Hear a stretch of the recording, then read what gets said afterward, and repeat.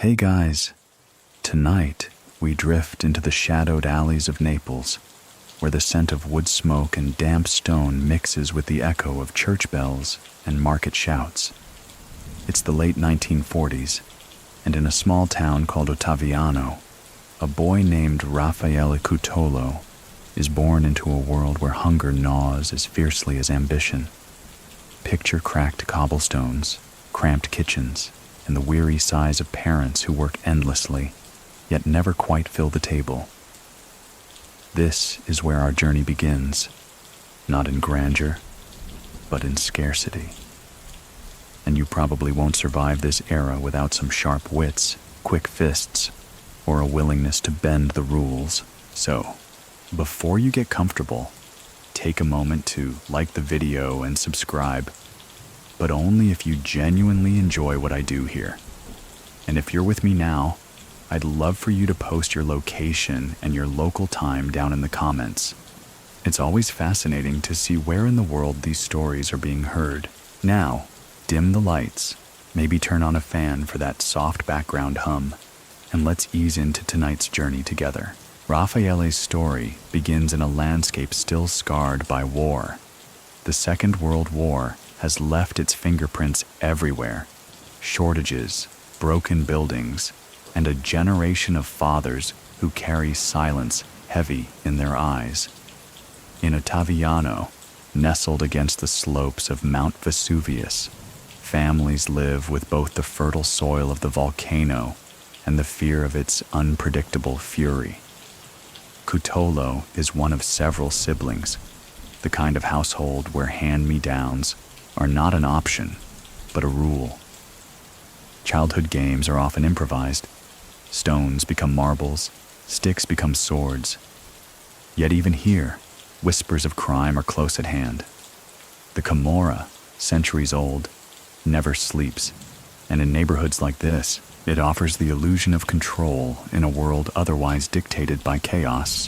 From early on, Raffaele shows a curious contradiction. Teachers note that he reads more than most boys his age. He lingers over borrowed books, sometimes hiding them so they won't be taken away. It is here he earns the teasing nickname, the Professor, a moniker that will one day cling to him even as his name fills police files and courtroom speeches. For now, though, it's just a boy with sharp eyes and a restless mind, trapped between poverty's chains and possibilities only half dreamed. The streets of Naples in the 1950s are loud, chaotic, and fertile ground for both play and temptation. Vendors shout about oranges and fish, while boys like Raffaele drift into mischief that feels harmless at first. A coin pocketed from an unattended stall. A loaf lifted for a hungry sister. Each small theft feels less like crime and more like survival, because in truth, it is. Still, these acts do not go unnoticed, and they add weight to the boy's reputation. In a community where toughness is respected as much as kindness, Cutolo learns to walk with his head slightly higher, his words carrying more confidence than his years might justify. But let's pause here, because this is not simply a tale of mischief growing into malice. Naples at the time is a city balancing on two extremes. On one side, Catholic ritual, family pride, and communal solidarity. On the other, political upheaval, corruption, and the ever-shifting presence of organized crime. Young men like Cutolo absorb both worlds. He can kneel dutifully at Mass in the morning, then join in a street scuffle by afternoon. That duality is what makes him both fascinating and dangerous, one historical fact worth noting.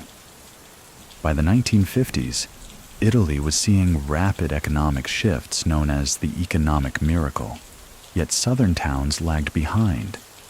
Naples especially was marked by unemployment, housing crises, and waves of immigration.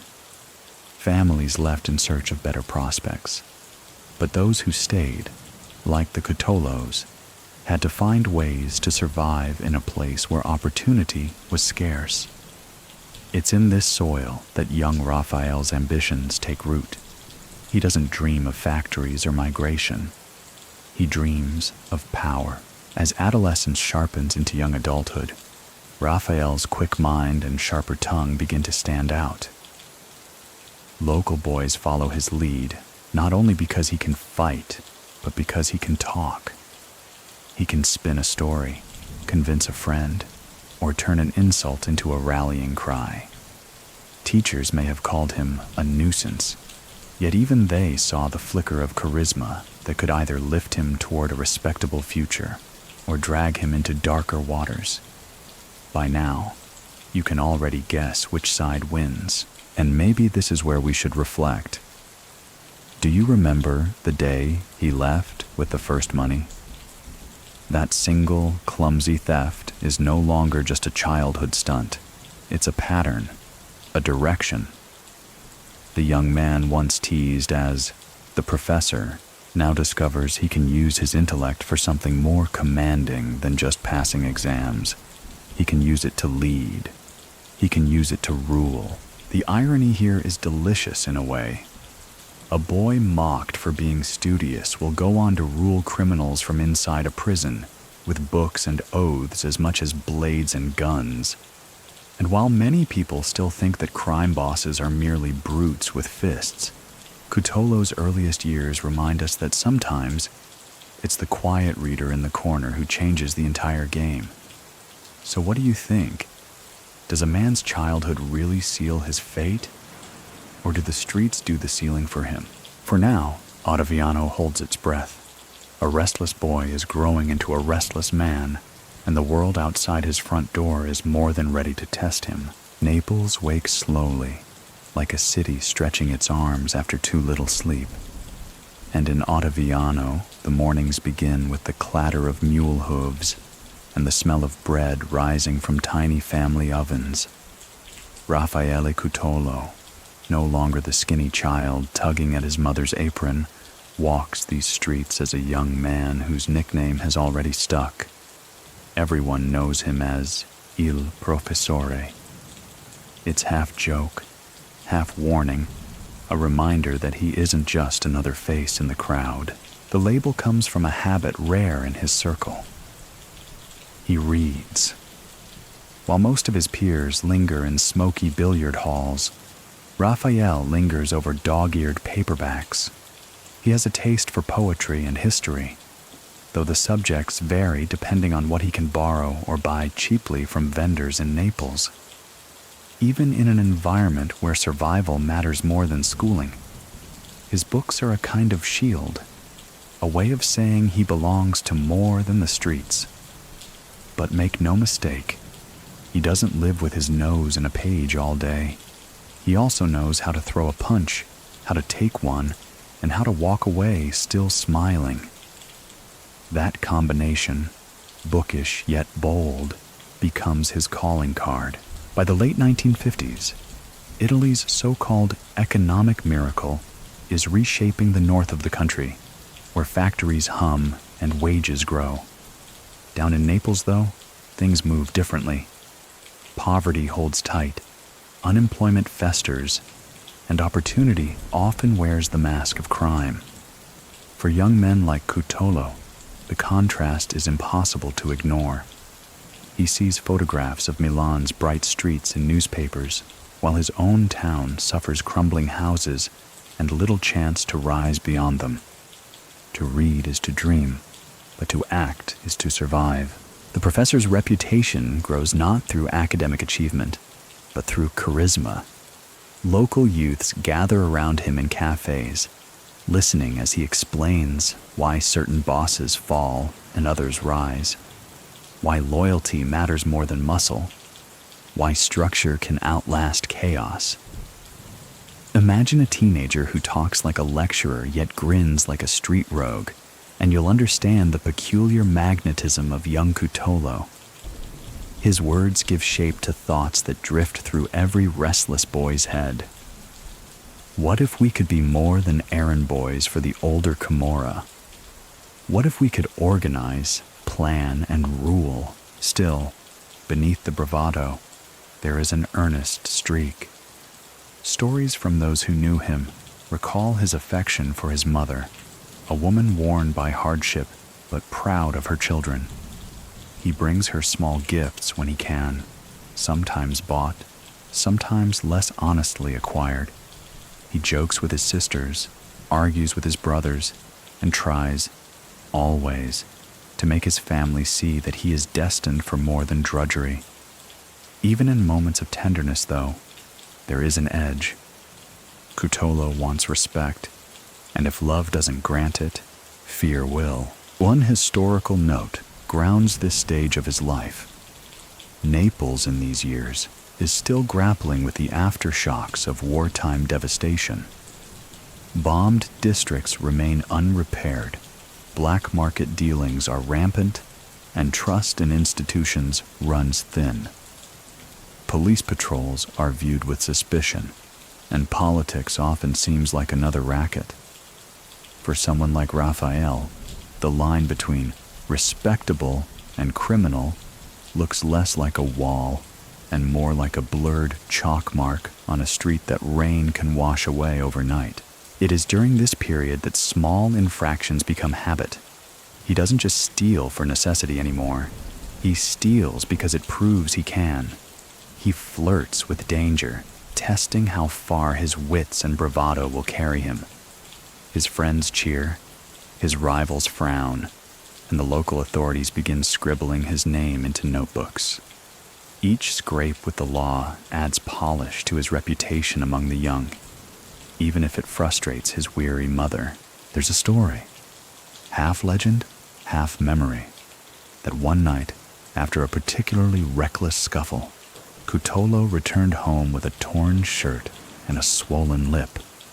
His mother scolded him, furious, while neighbors whispered that the boy was headed straight for ruin. Raffaele only smiled, murmuring something about how a man isn't judged by avoiding blows, but by how he stands after them. It wasn't just bravado, it was philosophy. Already, the professor was crafting lines that others would repeat like proverbs. And here's a playful thought for you. Imagine the irony of a boy called the professor, who probably couldn't have sat through an actual university lecture without falling asleep halfway. He wasn't built for classrooms with chalkboards and droning teachers. He was built for the theater of the street, for audiences that demanded energy, quickness, and spectacle. His lectures were never boring. They came with the risk of a fight breaking out at the end. Do you remember the way he pocketed coins as a child? That first taste of transgression? By now, those early flickers have become flame.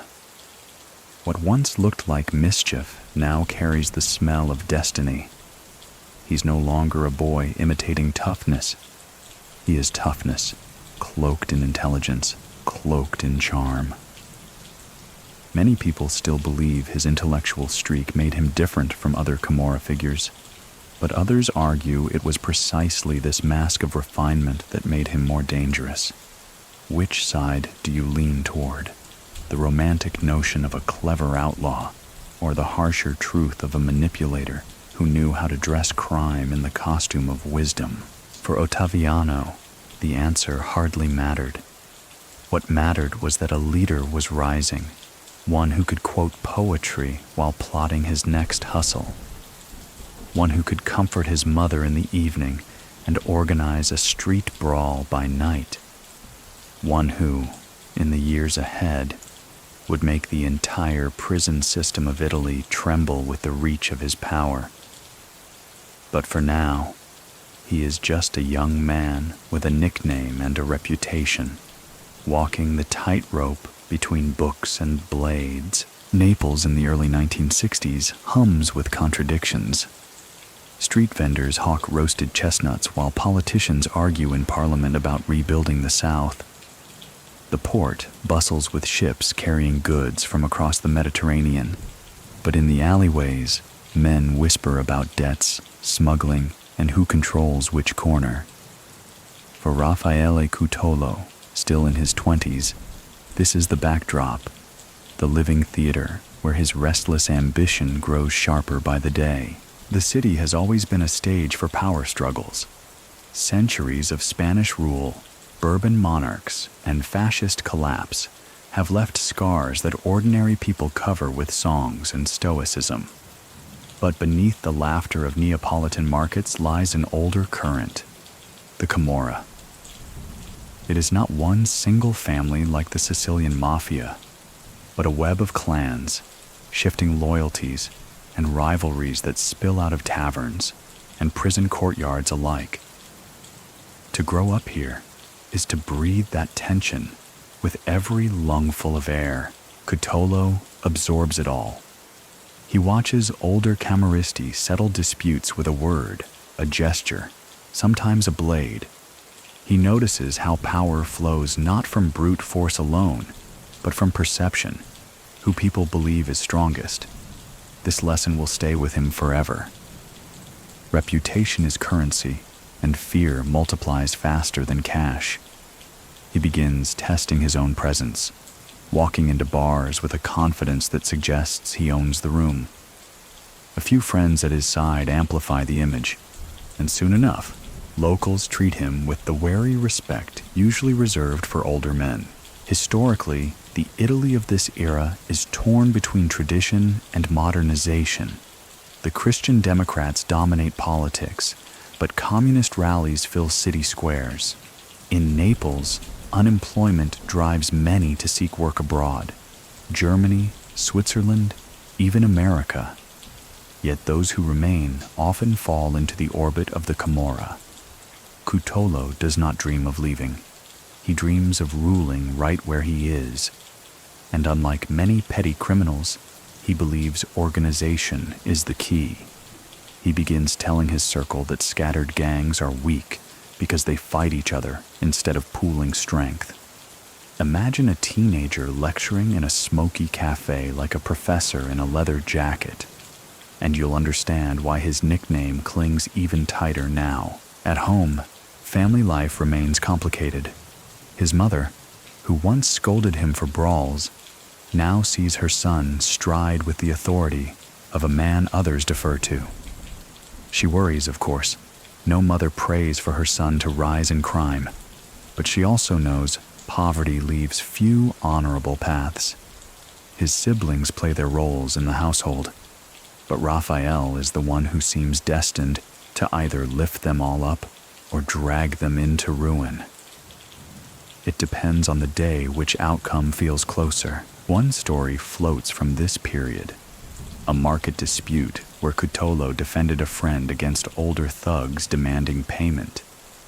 Instead of backing down, he spoke with such calm authority that the men, perhaps amused or perhaps unnerved, withdrew without a fight. His friend swore that it wasn't fists, but words that saved them. Raffaele grinned afterward, claiming that sometimes a sharp sentence cuts deeper than a blade. Whether or not he actually said it, the line fits him. The professor wielded language as both shield and weapon. Still, fights were inevitable. Naples thrums with testosterone and territory, and sooner or later someone tests the young man who carries himself too proudly. Cutolo accepts these tests, sometimes losing, often winning, but always standing again with a smile that unnerves opponents. A black eye is not defeat if it earns respect, and he understands that lesson intimately. Let's slip in a lighter note here. Imagine him walking away from a fight, lips split, hair mussed, and yet insisting on quoting a line of poetry to his laughing companions.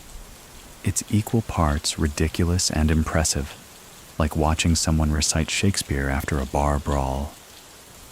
That flair for blending the refined with the rough is what marks him out. Do you remember how he used to steal just to feed his siblings? Now the thefts have shifted. They're no longer about survival, but about influence. Small rackets, betting schemes, minor extortions, all the stepping stones toward a bigger game.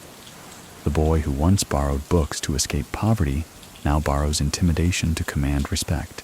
And here's where the scholarly debate begins. Many people still think that his early years as the professor show he could have taken a different path, that with intellect and charisma, he might have become a lawyer, a politician, even a teacher. But others argue his trajectory was sealed by environment, that in Naples of the 1960s, the streets offered more immediate rewards than classrooms ever could. So what do you think? Was he fated, or was it choice? Meanwhile, the city itself becomes more volatile. Political corruption, economic stagnation, and the spread of heroin markets change the balance of power. Cutolo observes these shifts with the keen eye of someone already plotting his move. He may be young, but in the chessboard of Naples, he is already placing his first pawns. For Ottaviano, he is still just a local legend, the boy with too much brain for his fists and too much fire for his books. For Naples, though, the shadow of his name is beginning to lengthen. The professor is no longer just an eccentric street figure. He is becoming a problem, one the Camorra cannot ignore, and one the authorities will soon be forced to notice. The streets of Naples in the mid-1960s are loud, restless, and never quite safe. For Raffaele Cutolo, now a young man fully stepping into adulthood, the transition from mischief to crime is almost seamless. What once looked like playful defiance against authority begins to crystallize into deliberate choices. He is no longer the boy who slips a coin into his pocket at the market. He is the young man who dares to test how far he can push both rivals and the law. His first true steps into crime come through theft and brawls. Neapolitan alleys are filled with opportunities. Black market trading, smuggling cigarettes, shaking down shopkeepers for protection. Cutolo tries them all. He isn't the strongest brute on the block, but he's quick, clever, and willing to fight dirtier than anyone else. And when his fists don't win the day, his words do.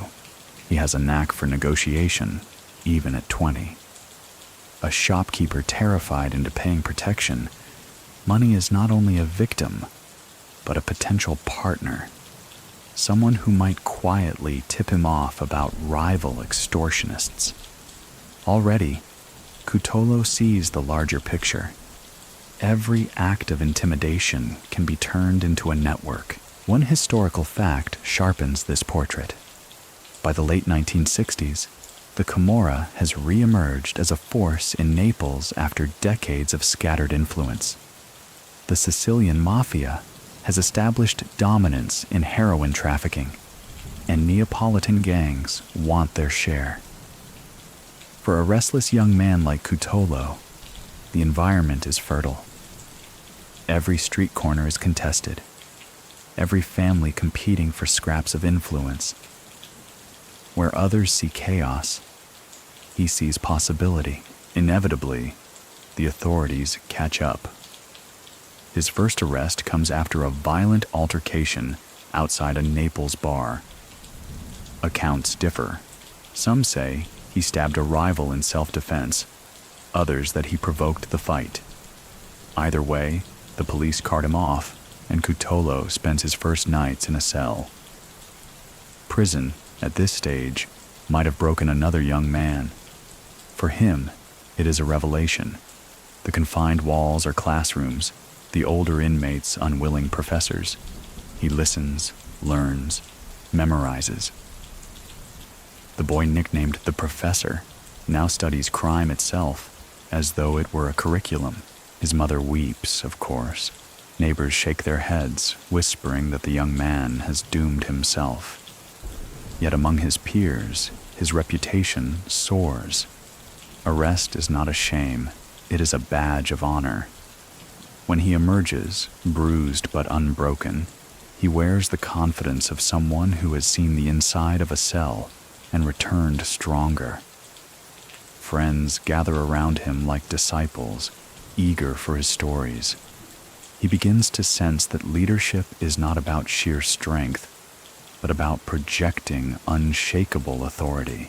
There's a story told about these early days. After release, he stood in the middle of Ottaviano's square, joking with friends as though nothing had happened. A local rival tried to belittle him, sneering that the professor had wasted his time behind bars. Cutolo didn't lash out. Instead, he replied calmly, "Some men come out smaller. I came out larger." The crowd laughed, but the point stuck. He had turned shame into strength, and everyone noticed. Do you remember when he first learned that a sharp sentence could cut deeper than a blade? Here, that lesson echoes louder. Behind bars, he sharpened not just his tongue, but his philosophy. Control is built on perception. If people believe you are unbreakable, then you are. For a lighter moment, imagine Cutolo's first arrest photo. The police expected a hardened stare, a scowl. Instead, he smirked, as though amused that his mugshot would become part of his legend. That smirk said, "You're documenting my rise, not my fall." A small act, perhaps, but one that set him apart from common criminals. Many people still argue about this turning point. Some say his early arrest sealed his fate, proof that once he stepped inside prison, he could never leave its orbit. Others claim the system itself created him, that by locking up a clever young man among hardened criminals, the state effectively trained him for greatness in crime. So what do you think? Was it his own hunger that pushed him forward, or the state's failure that handed him the tools? For now, Ottaviano watches with mixed dread and admiration. A boy once mocked for reading too much has become a man whose very presence unsettles police and rivals alike. He has taken his first deliberate steps into crime, and rather than stumbling, he strides. What began as survival has become ambition, and soon ambition will demand more than small-time brawls and petty extortion. Soon, it will demand an empire. The clash with authorities escalates quickly. By the late 1960s, Raffaele Cutolo is no longer an anonymous street figure, but a name whispered in police stations. Patrol officers keep an eye out for him. Local magistrates learn to expect his file on their desks, and neighbors speak of him with a mixture of awe and fear. For the professor, these encounters with law enforcement become almost theatrical. Tests of strength, moments to prove not just that he can endure, but that he can thrive under pressure. One incident crystallizes this reputation. A fight outside a Naples cinema spirals out of control, leaving a rival bleeding on the pavement. Witnesses scatter, police descend, and Cutolo is dragged into custody once again. The newspapers report it as a near-fatal assault, a sign of growing brutality among young Camorristi. But when questioned, Raffaele insists on his innocence, presenting himself not as a thug, but as a man wrongly accused. The contrast is striking. A suspect who quotes poetry to interrogators, who debates law with surprising fluency, who dares to smirk at judges as though sharing an inside joke. It earns him the admiration of some and the fury of others. In these courtrooms, something else becomes clear. Cutolo relishes the spotlight. Where others shrink, he expands. He dresses sharply, speaks clearly, and frames his story not as crime, but as resistance against an unjust system. Many people still think that this ability to charm judges and unsettle prosecutors was as important as any knife or pistol. It was his mind, not just his fists, that built the foundation of his myth. Yet, the punishments are real. Prison sentences begin to stretch longer, fines weigh heavier, and his family feels the burden. His mother's prayers grow more desperate, her visits more tearful. But even here, Cutolo twists disadvantage into opportunity. Behind bars, he cultivates connections with older, more established criminals. He listens to their tales of smuggling routes, their philosophies of fear and loyalty, their grudges against rivals. The prison yard becomes his classroom. Each scarred inmate is a lecturer in survival. Historically, this fits the pattern of Naples in the 1970s. Italian prisons are overcrowded, understaffed, and riddled with corruption. Guards can be bribed, smuggled goods pass through easily, and hierarchies inside mirror those outside. Instead of breaking men, the system often consolidates them, welding small-time offenders into organized networks. For Cutolo, this environment is perfect. Each arrest is less a setback than a step upward, another rung on the ladder of power. He begins to treat each confrontation with police as a chance to grow his legend.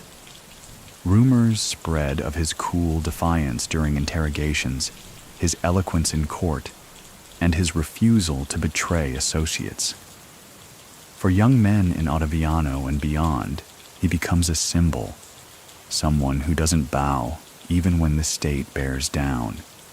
It's a dangerous allure, the kind that inspires loyalty far more effectively than money ever could. And here's a touch of humor to soften the edge. One police officer later recalled that during questioning, Cutolo corrected his grammar mid-sentence.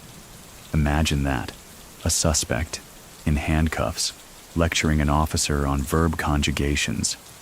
Infuriating, yes, but also unforgettable. The professor never missed a chance to live up to his nickname. Do you remember his first smirk in that arrest photo?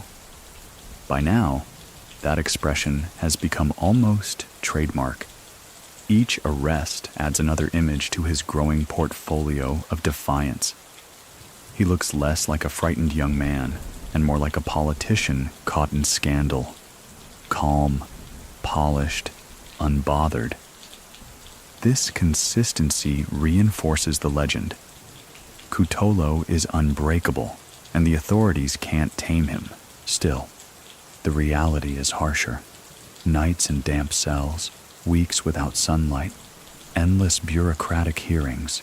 These wear on him, even if he hides it well. His family suffers financial strain. His siblings shoulder responsibilities he should have borne, and his mother ages faster under the weight of shame and worry. Yet even this pain becomes fuel. Cutolo convinces himself that only by rising higher can he repay what prison has stolen from them. This is where ambition shifts into something larger. He begins sketching ideas, not on paper, but in conversations whispered to fellow inmates. What if the Camorra were no longer fractured? What if there was hierarchy, ritual, a unifying force strong enough to challenge both rival gangs and the state? In these moments between interrogations and punishments, the seed of an empire takes root. So, while the authorities think they are punishing him, they are, in fact, forging him. The clashes with police and judges become sparks striking steel.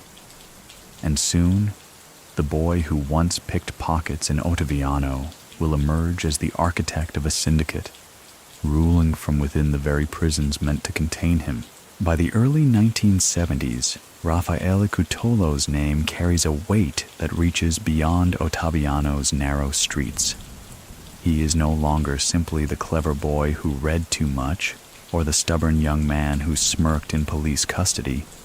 Now he is the professor in full, a figure both feared and admired, building a reputation with every brush against the law. His rise is not meteoric. There is no single moment of instant glory, but rather a slow, steady climb marked by a peculiar mix of intellect and audacity. Cutolo's reputation grows because of how he handles himself in the face of adversity. each arrest adds polish to his myth. Friends boast that he emerges from every trial more confident than before. Rivals begin to treat him with caution, unsure whether his unpredictability masks deeper resources. Even law enforcement admits, grudgingly, that he is cleverer than most they deal with. He is the rare figure who straddles two worlds, educated enough to win arguments, dangerous enough to back them with fists. One historical fact worth weaving in here. Naples during this era is experiencing a surge of organized criminal activity tied to the booming cigarette smuggling trade. Smuggling routes snake through the port, and gangs rake in fortunes while the state struggles to respond. For a young man like Cutolo, this is fertile ground. He doesn't yet command those routes, but his ability to inspire loyalty and project authority sets him apart from other small-time players scrambling for a cut.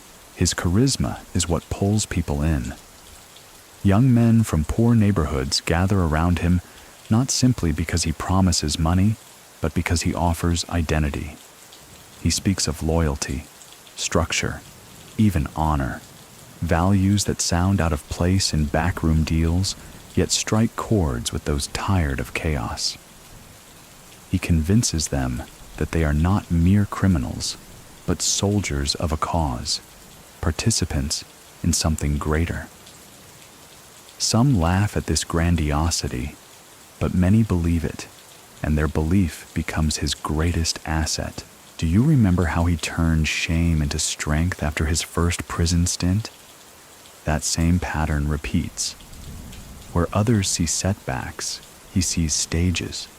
A courtroom becomes a platform. A cell block becomes a recruiting ground. Each environment bends to his narrative.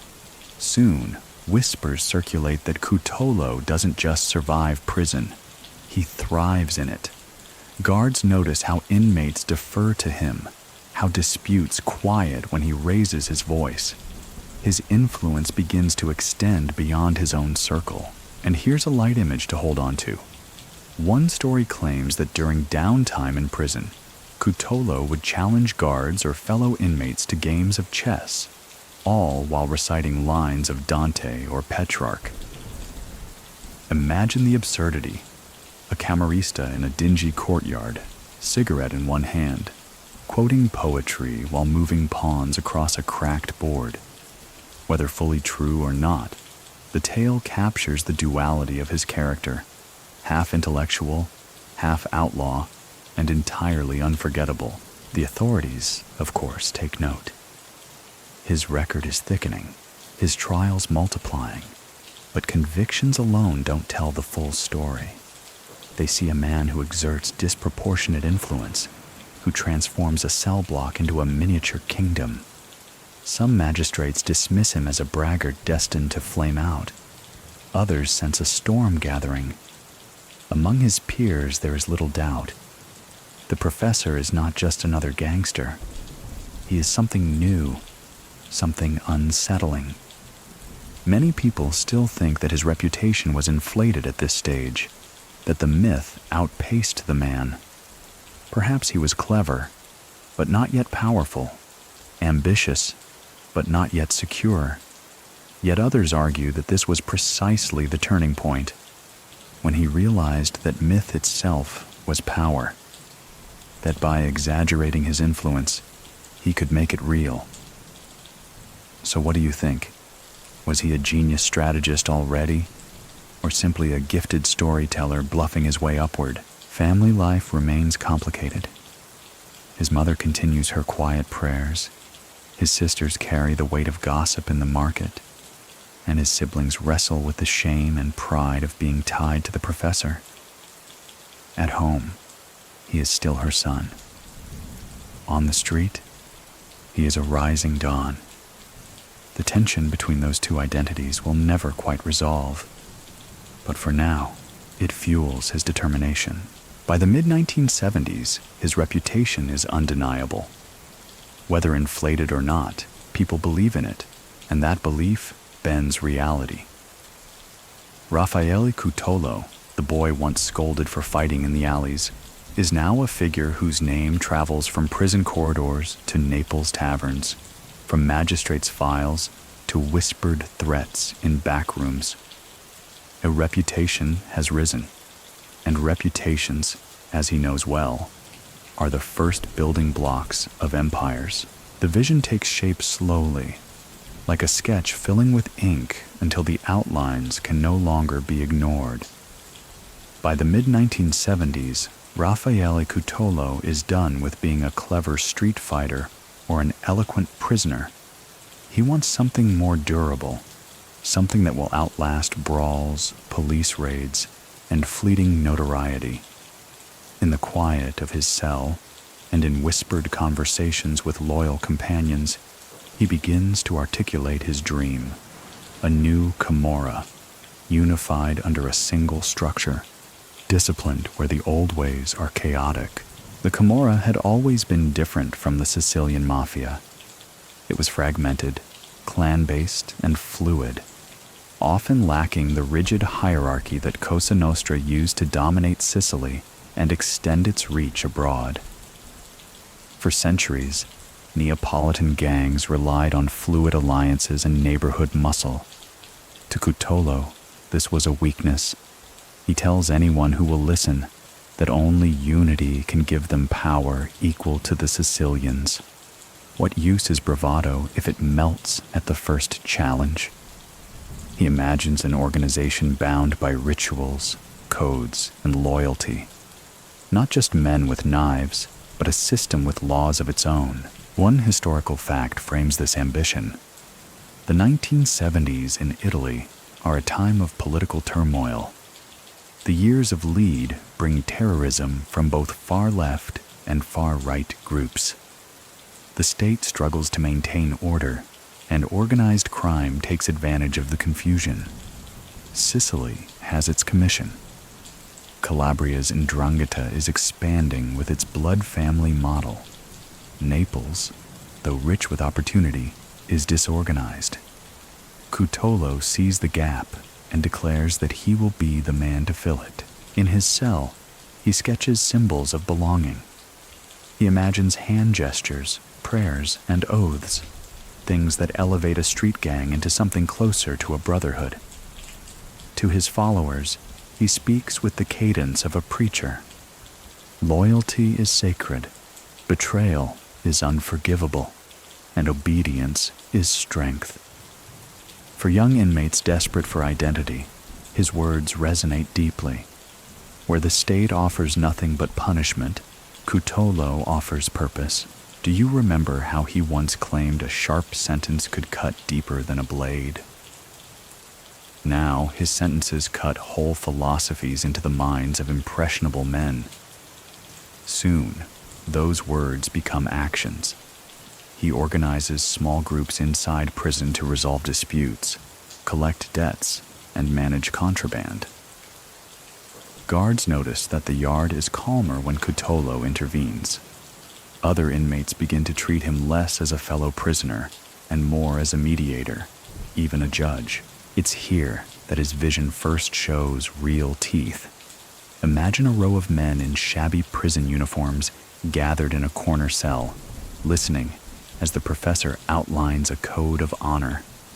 They are criminals, yes, but he speaks to them as if they are soldiers, bound by something greater than profit.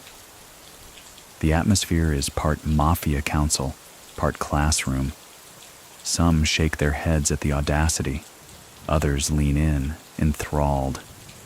And enthrallment, Cutolo knows, is half the battle. There's even a story, half legend, that he compared himself to the builders of Rome, saying that just as bricks needed mortar, men needed loyalty to stand together. Was he exaggerating? Of course. Did the comparison stick? Absolutely. His men began repeating the line until it sounded less like rhetoric and more like prophecy, for a lighter touch. One inmate later recalled that Cutolo once scolded a follower for using slang instead of proper Italian during a meeting. He argued that if they were to be leaders, they should speak like leaders. Imagine a camorrista correcting grammar while planning a smuggling deal. It's absurd, and yet perfectly in character. Many people still think that his vision was more fantasy than practicality. Could a fractured, centuries-old network like the Camorra really be reshaped into a disciplined hierarchy? Some scholars argue that he imposed order only on paper, that his so-called empire was little more than theatrical performance amplified by the media. Others counter that the very survival of his ideas, long after his power waned, proves he achieved something real. So what do you think? Was the professor a dreamer dressing chaos and ritual, or a true architect who altered history? Whatever the truth, in the shadowed corners of Poggioreale prison, the blueprint is being drawn. A boy from Ottaviano, armed with words sharper than knives, is weaving a system that will soon ripple across Naples. The vision is no longer a whisper. It is a plan. And once a plan takes hold in Cutolo's mind, it becomes very hard to kill. The cell doors of Poggioreale slam shut at night. But for Raffaele Cutolo, those iron bars are less a cage than a crucible. Prison does not diminish him. It hones him. Every sentence served is another semester in the strange university of organized crime. He studies not only books, though those still pile on his bunk, but also men, their fears, their loyalties, their ambitions. Inmates shuffle through corridors like shadows, but Cutolo sees them as pieces on a chessboard. His early years behind bars are marked by a rhythm: arrested, sentenced, confined, released, and then arrested again. Each cycle draws him deeper into the system. For most, this would be a downward spiral. For the professor, it becomes a ladder. He makes contacts, learns procedures, and tests his influence. Guards who expect a defiant thug instead encounter a calm, articulate prisoner who knows how to flatter and how to bribe. Other inmates find themselves drawn into his orbit, compelled not just by fear, but by the peculiar magnetism of someone who insists they are part of a grand design. One historical fact underscores this period. Italian prisons of the 1970s were notoriously porous.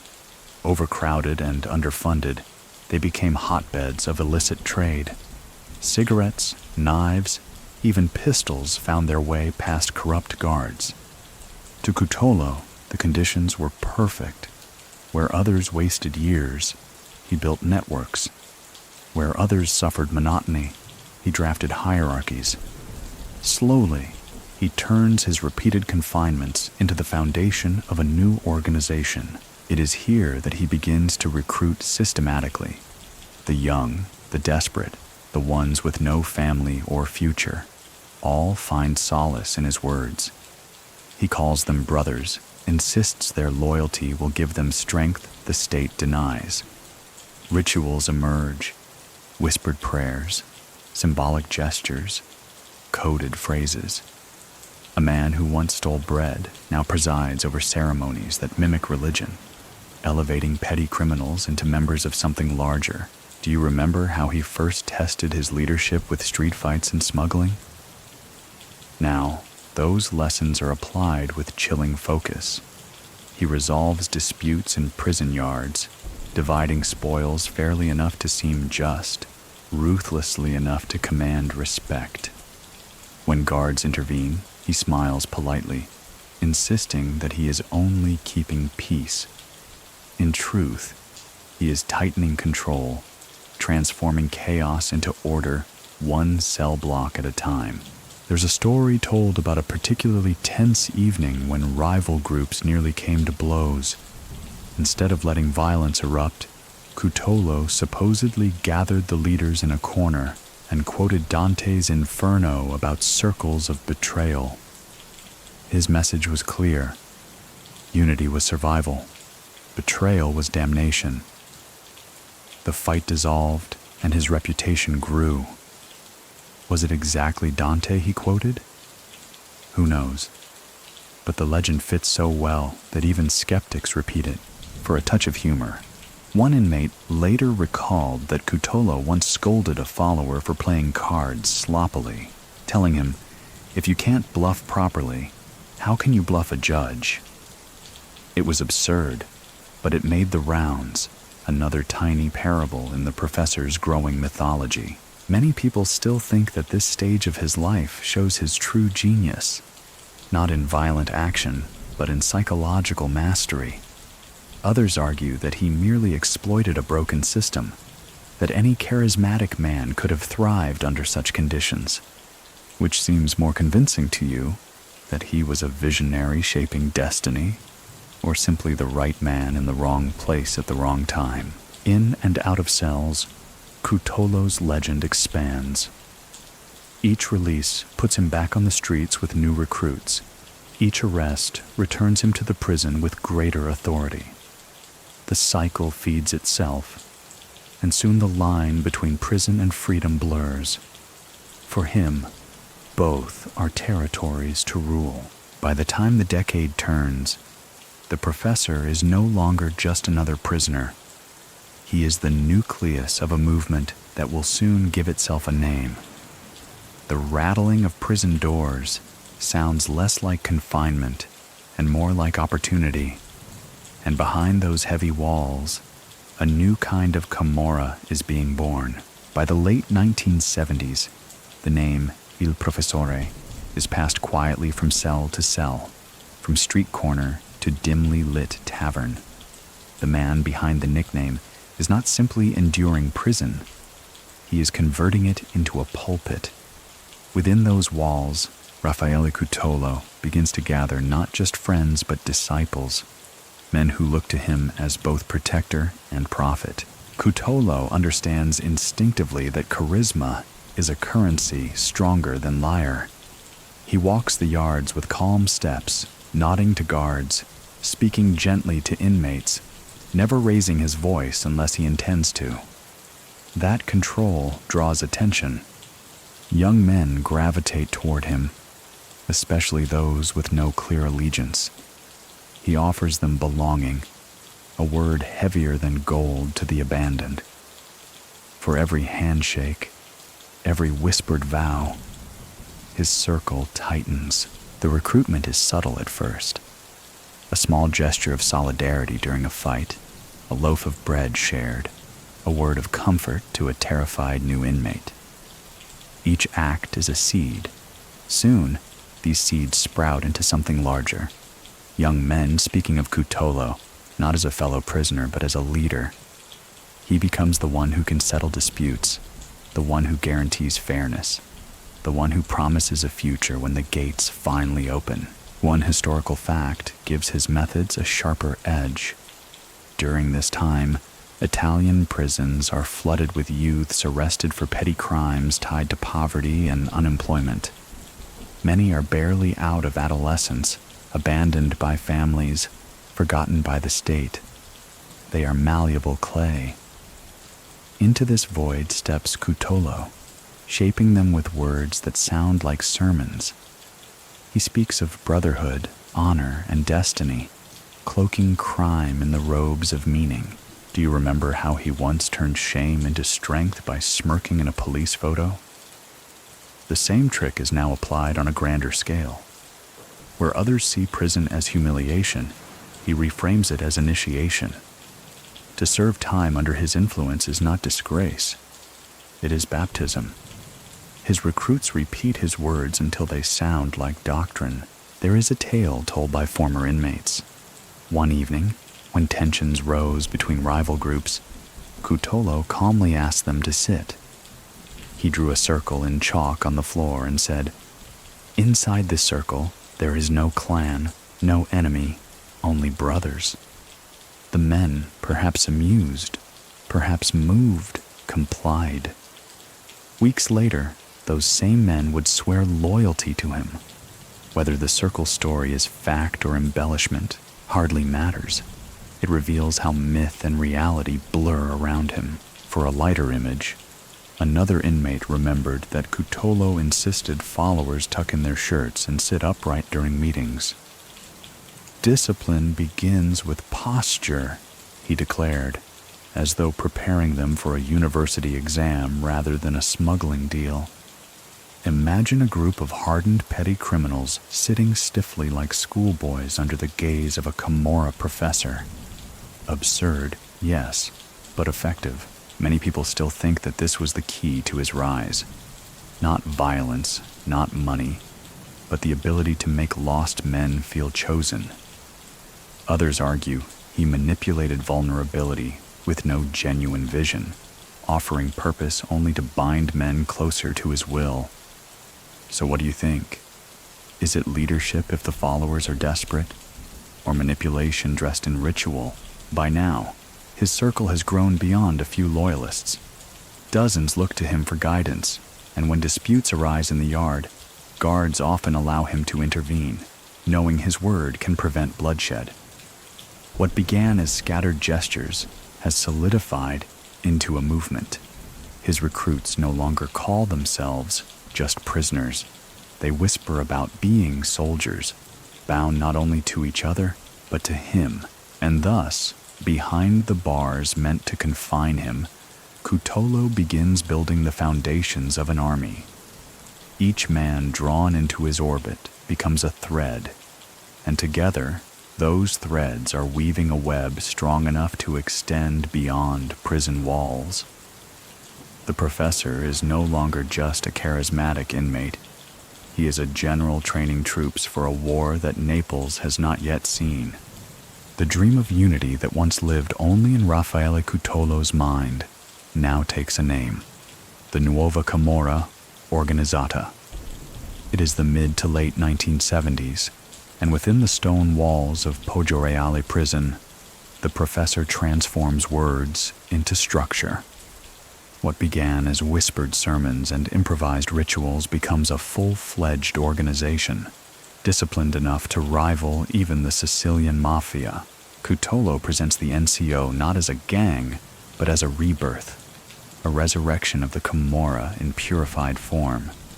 He argues that the old clan squandered power through endless feuds and petty rivalries. His vision is different: hierarchy, codes, and loyalty enforced like law. He declares himself the supreme leader, but not in the style of a dictator barking orders. Instead, he acts like a spiritual father, weaving ritual into every aspect. Members are baptized into the brotherhood, their fingers pricked to seal loyalty with blood. Oaths are whispered like prayers, invoking saints alongside promises of silence. One historical fact anchors this moment. Italy in the 1970s was experiencing the aftershocks of radical terrorism and state corruption. Trust in institutions was collapsing. In Naples, that collapse meant the Camorra could step into the vacuum, controlling not only crime, but aspects of daily life. Cutolo understood this better than anyone. By presenting the NCO as disciplined, almost sacred, he offered recruits the illusion of stability in a world where everything else trembled.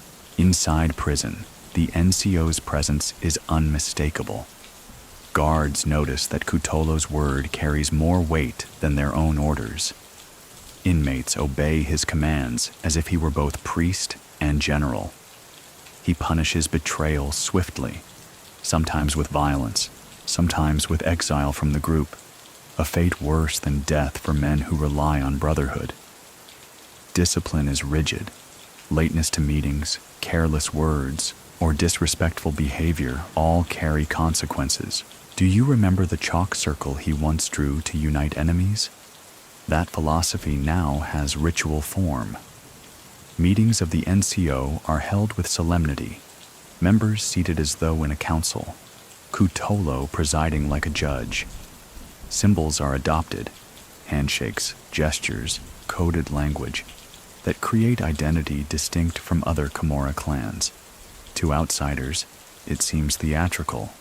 To insiders, it feels like destiny. Anecdotes about these early NCO gatherings abound.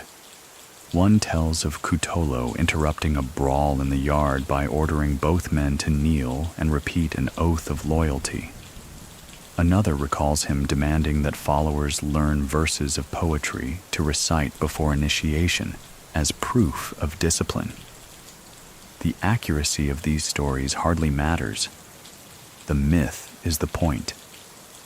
Inmates begin to repeat them with reverence, shaping the professor into something larger than human.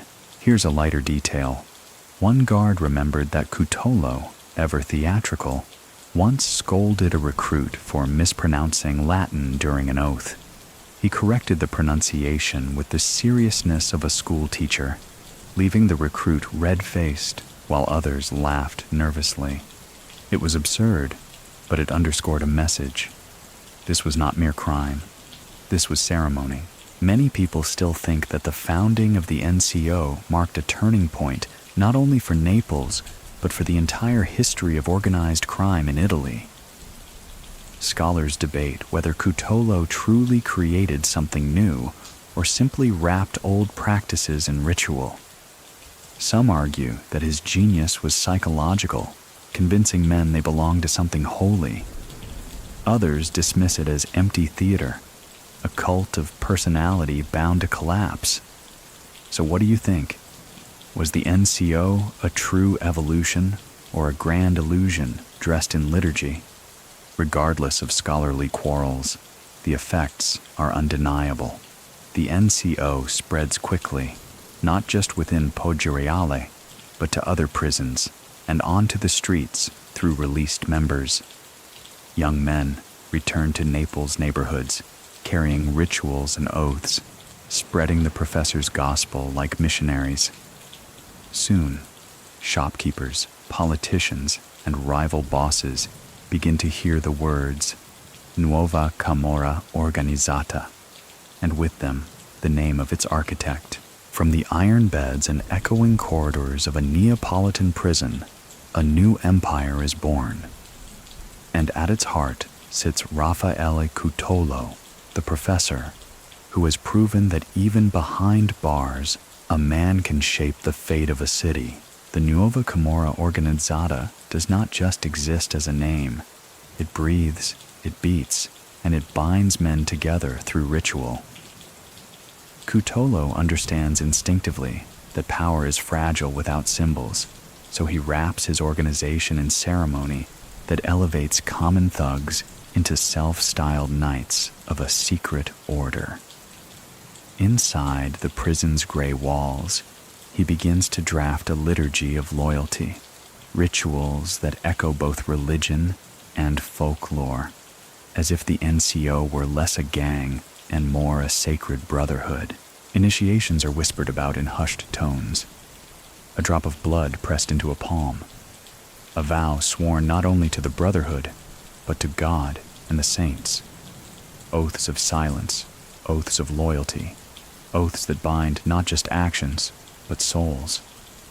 To some, it seems theatrical, even comical. Yet for desperate young men who have known only chaos, these rituals provide structure.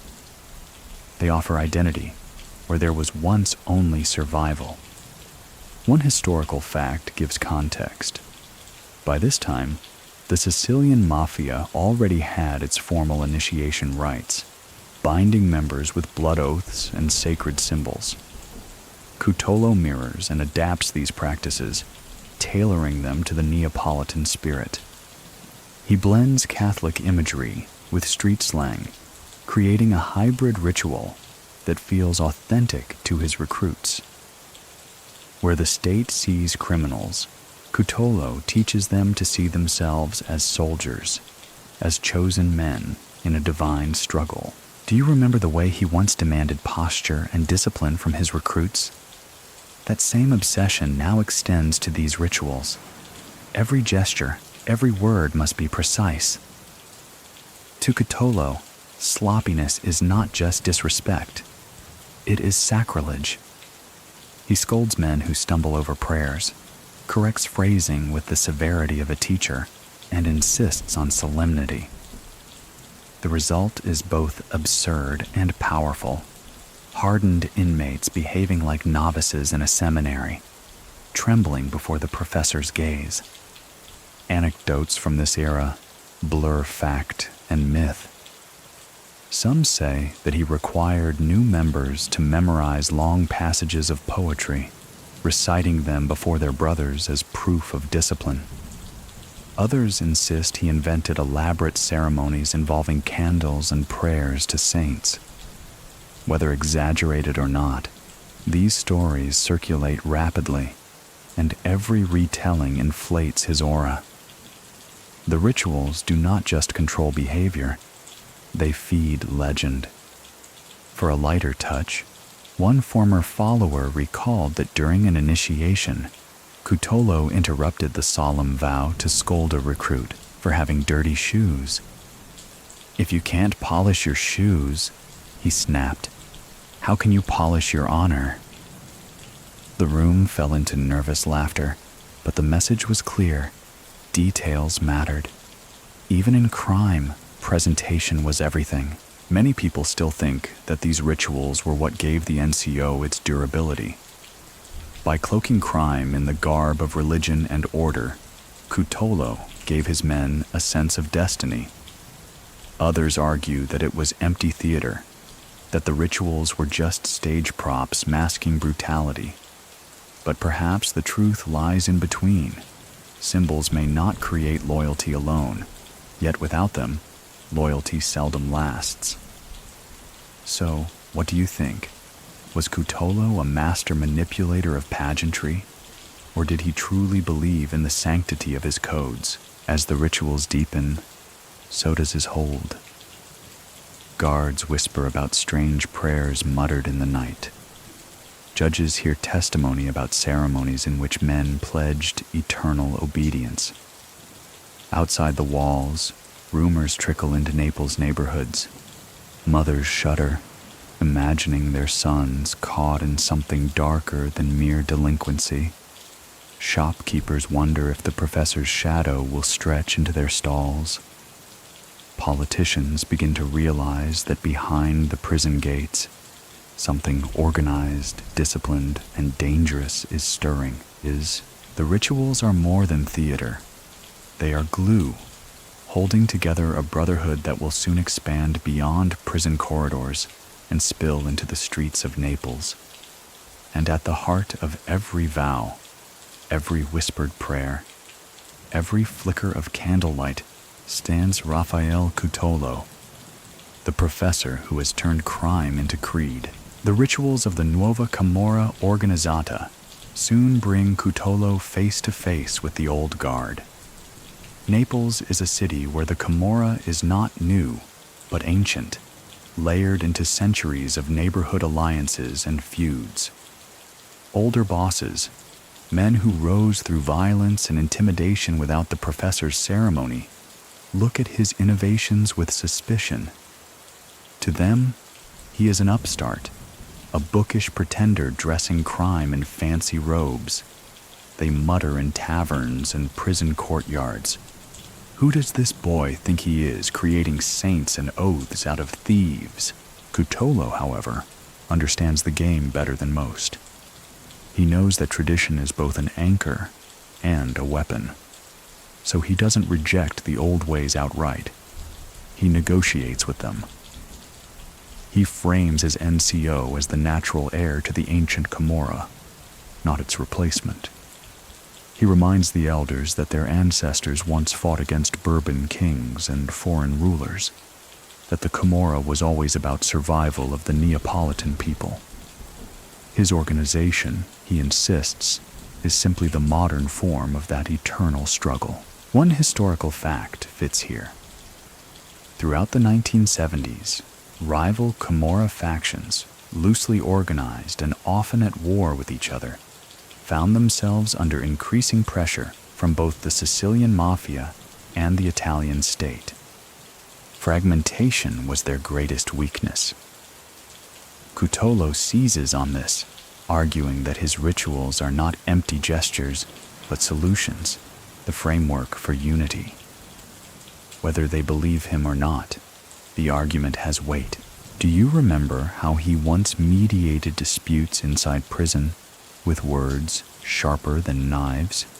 Now he applies that same skill to negotiations with the older bosses. He offers them respect, promises them influence, and assures them that their traditions will not vanish, but thrive under the umbrella of the NCO. Some nod cautiously, others sneer, but none can ignore him. The young man they once dismissed as the professor now speaks like a don. Still, there are clashes. Some elders refuse to bow, accusing him of arrogance. Street fights erupt between NCO loyalists and old Camorra soldiers. Blood spills in alleys, warnings are etched into doorways, and Naples trembles on the edge of civil war. Yet even here, Cutolo's legend grows. Each victory in these skirmishes is retold as proof of divine favor. Each loss is reframed as martyrdom, strengthening loyalty. The professor knows that stories, not statistics, shape reputations. For a lighter glimpse, one anecdote claims that during a tense meeting with an elder boss, Cutolo corrected the man's misquote of a Latin phrase. The elder erupted in fury, but the younger men present stifled laughter.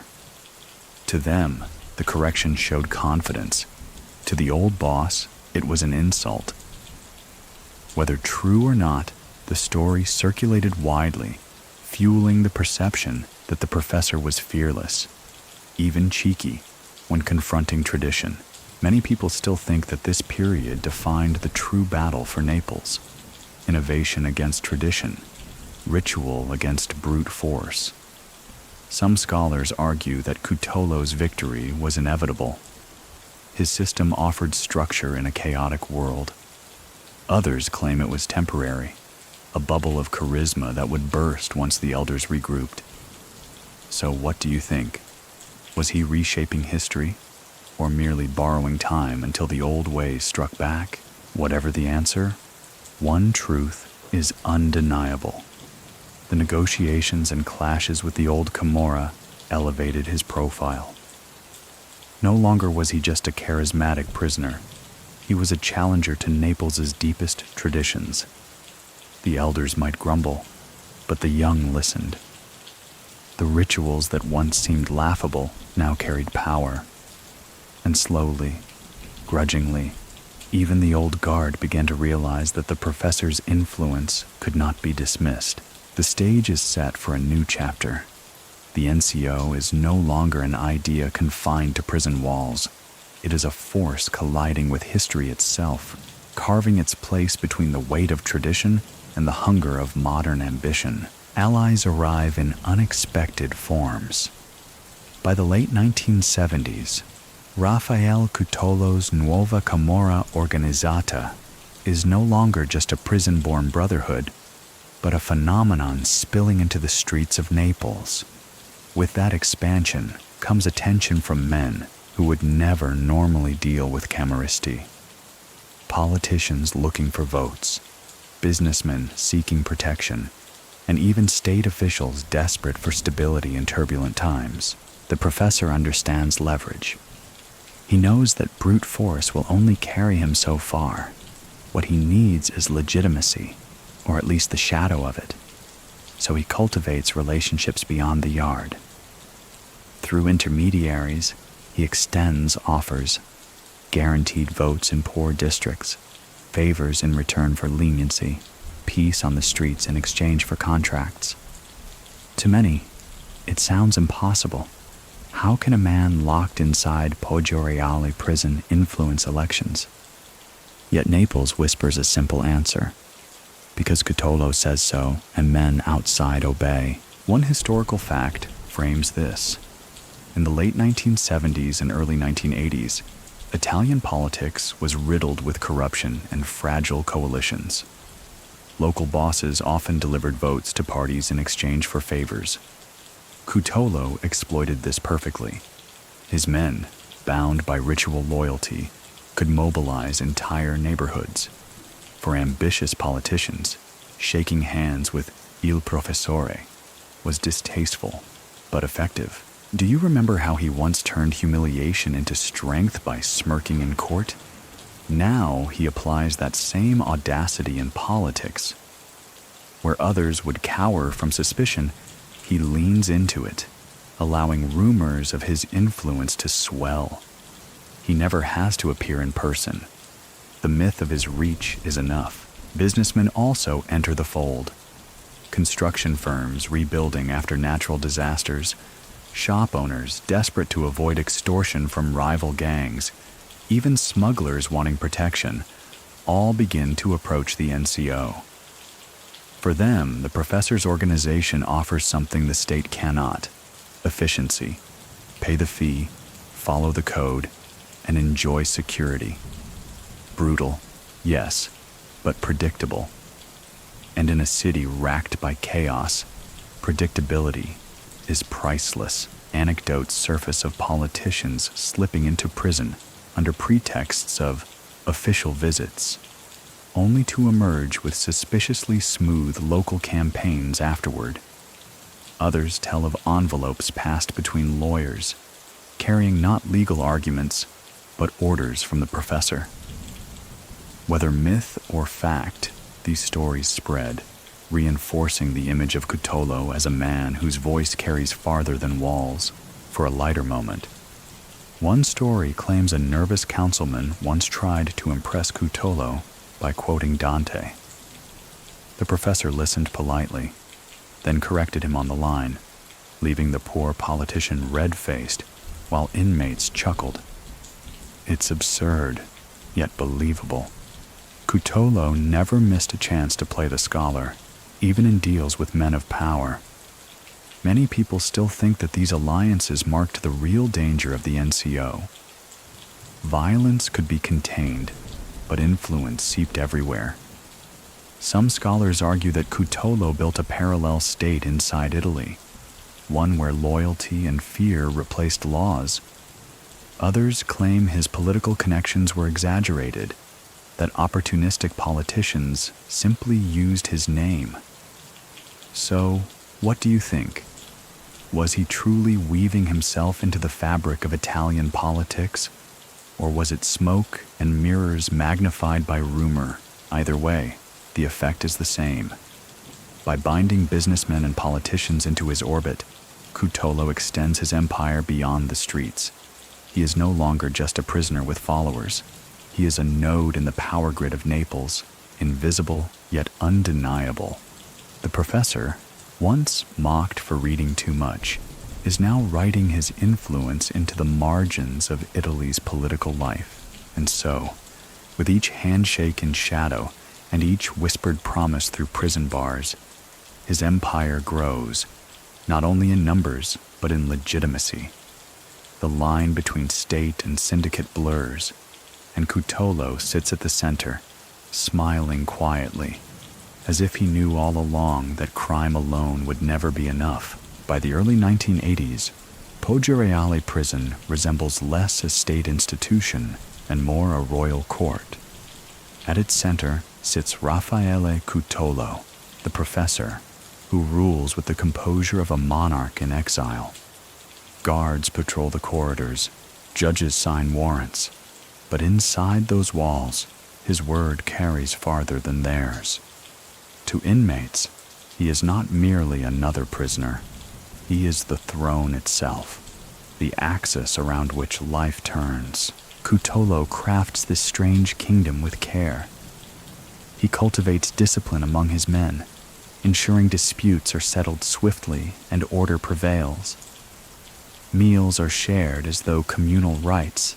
Messages are relayed through coded notes folded into bread loaves, and punishments for betrayal are delivered quietly but unmistakably. It is a system that mimics the outside world, but within it, Cutolo is king, and the walls are his fortress. One historical fact underscores his power. In Italian prisons of the era, bribery of guards was rampant, and contraband flowed easily. Cigarettes, money, even weapons found their way inside. Cutolo harnesses this corruption not for chaos, but for control. Guards are paid to look the other way, and in return, the NCO maintains order among inmates, reducing riots and violence. To wardens, this arrangement feels like a devil's bargain, but one that works. Do you remember how he once corrected Latin oaths during ceremonies? Now, those same ceremonies serve as coronations of his authority. Inmates kneel before him, swearing allegiance as though before a medieval lord. The absurdity of a Camorra boss holding court in a grimy cell block is undeniable, yet it works. Men believe, and belief is power. Anecdotes from Poggioreale reveal the surreal nature of his reign. One story tells of Cutolo ordering a follower to distribute bread among poorer inmates, then insisting they recite a prayer before eating. Another recalls him summoning a dispute's participants into his chamber, a corner cell, and rendering judgment with the calm authority of a magistrate. The verdicts stood. Nobody dared defy him. For a lighter image, a guard once joked that Cutolo ran the prison more efficiently than the warden. When asked about it, the professor supposedly smiled and replied, "Efficiency is only a matter of respect." It's an offhand remark, but it captures his philosophy. Respect first, everything else follows. Many people still think that his reign inside Poggioreale was unprecedented. No Camorra boss before him had turned confinement into such open sovereignty. Some argue that the state allowed it out of convenience, using his control to keep prisons calm. Others insist it was incompetence, proof that Italy's institutions were collapsing under corruption. So what do you think? Was his throne inside Poggioreale a symptom of systemic decay, or a testament to his genius? Beyond the prison gates, word spreads that Cutolo's commands reach the streets of Naples. Shopkeepers whisper of edicts issued from his cell. Rival gangs complain of orders that curiously align with prison routines, and politicians hint at favors brokered through lawyers and wives. It feels impossible, yet in Naples, impossibility often hides beneath daily reality. And so, a paradox emerges. Locked away, he grows more powerful. Denied freedom, he shapes an empire. The professor has transformed Poggioreale into a palace of shadows, and though iron bars surround him, his reach extends far beyond the walls. From behind the heavy gates of Poggioreale, the professor's reach stretches across Naples like invisible threads. Orders whispered in a dim cell are carried out in bustling piazzas, in noisy markets, in the hushed back rooms of bars. It seems absurd. How can a man locked in stone walls control the chaos of a city? Yet this is precisely what Cutolo achieves. His charisma, rituals, and discipline have fused into a system that transmits his will beyond the prison yard. The mechanics are simple, but effective. Messages flow through lawyers, wives, and even corrupt guards. A folded scrap of paper, a murmured phrase during visitation, a note tucked inside a cigarette pack, all become royal decrees. Outside, loyal soldiers enforce these instructions with near-religious fervor. Shopkeepers pay protection money in his name, neighborhoods swear fealty to the NCO, and rivals learn quickly that defiance against the professor carries consequences both inside and outside the walls. One historical fact makes this reach all the more striking. In the early 1980s, Naples was drowning in extortion. Virtually every business paid some clan for protection. Cutolo's genius was to centralize these payments under his banner, demanding that even small operators funnel their money into the NCO. In effect, he created a taxation system parallel to the state's. but far more feared and far more efficient. Do you remember how he once reframed prison, not as shame, but as initiation? Now he reframes confinement as proof of omnipotence. His men brag that their boss doesn't need to walk the streets to rule them. In fact, his imprisonment makes him untouchable. Police cannot chase him down if he is already behind bars, and every sentence only reinforces the myth that he commands despite chains. Stories circulate that Cutolo could decide the fate of men on the outside with a single word. One tale tells of a rival who insulted him in Naples. Within days, that man was found beaten, while Cutolo was still sipping coffee in the prison yard.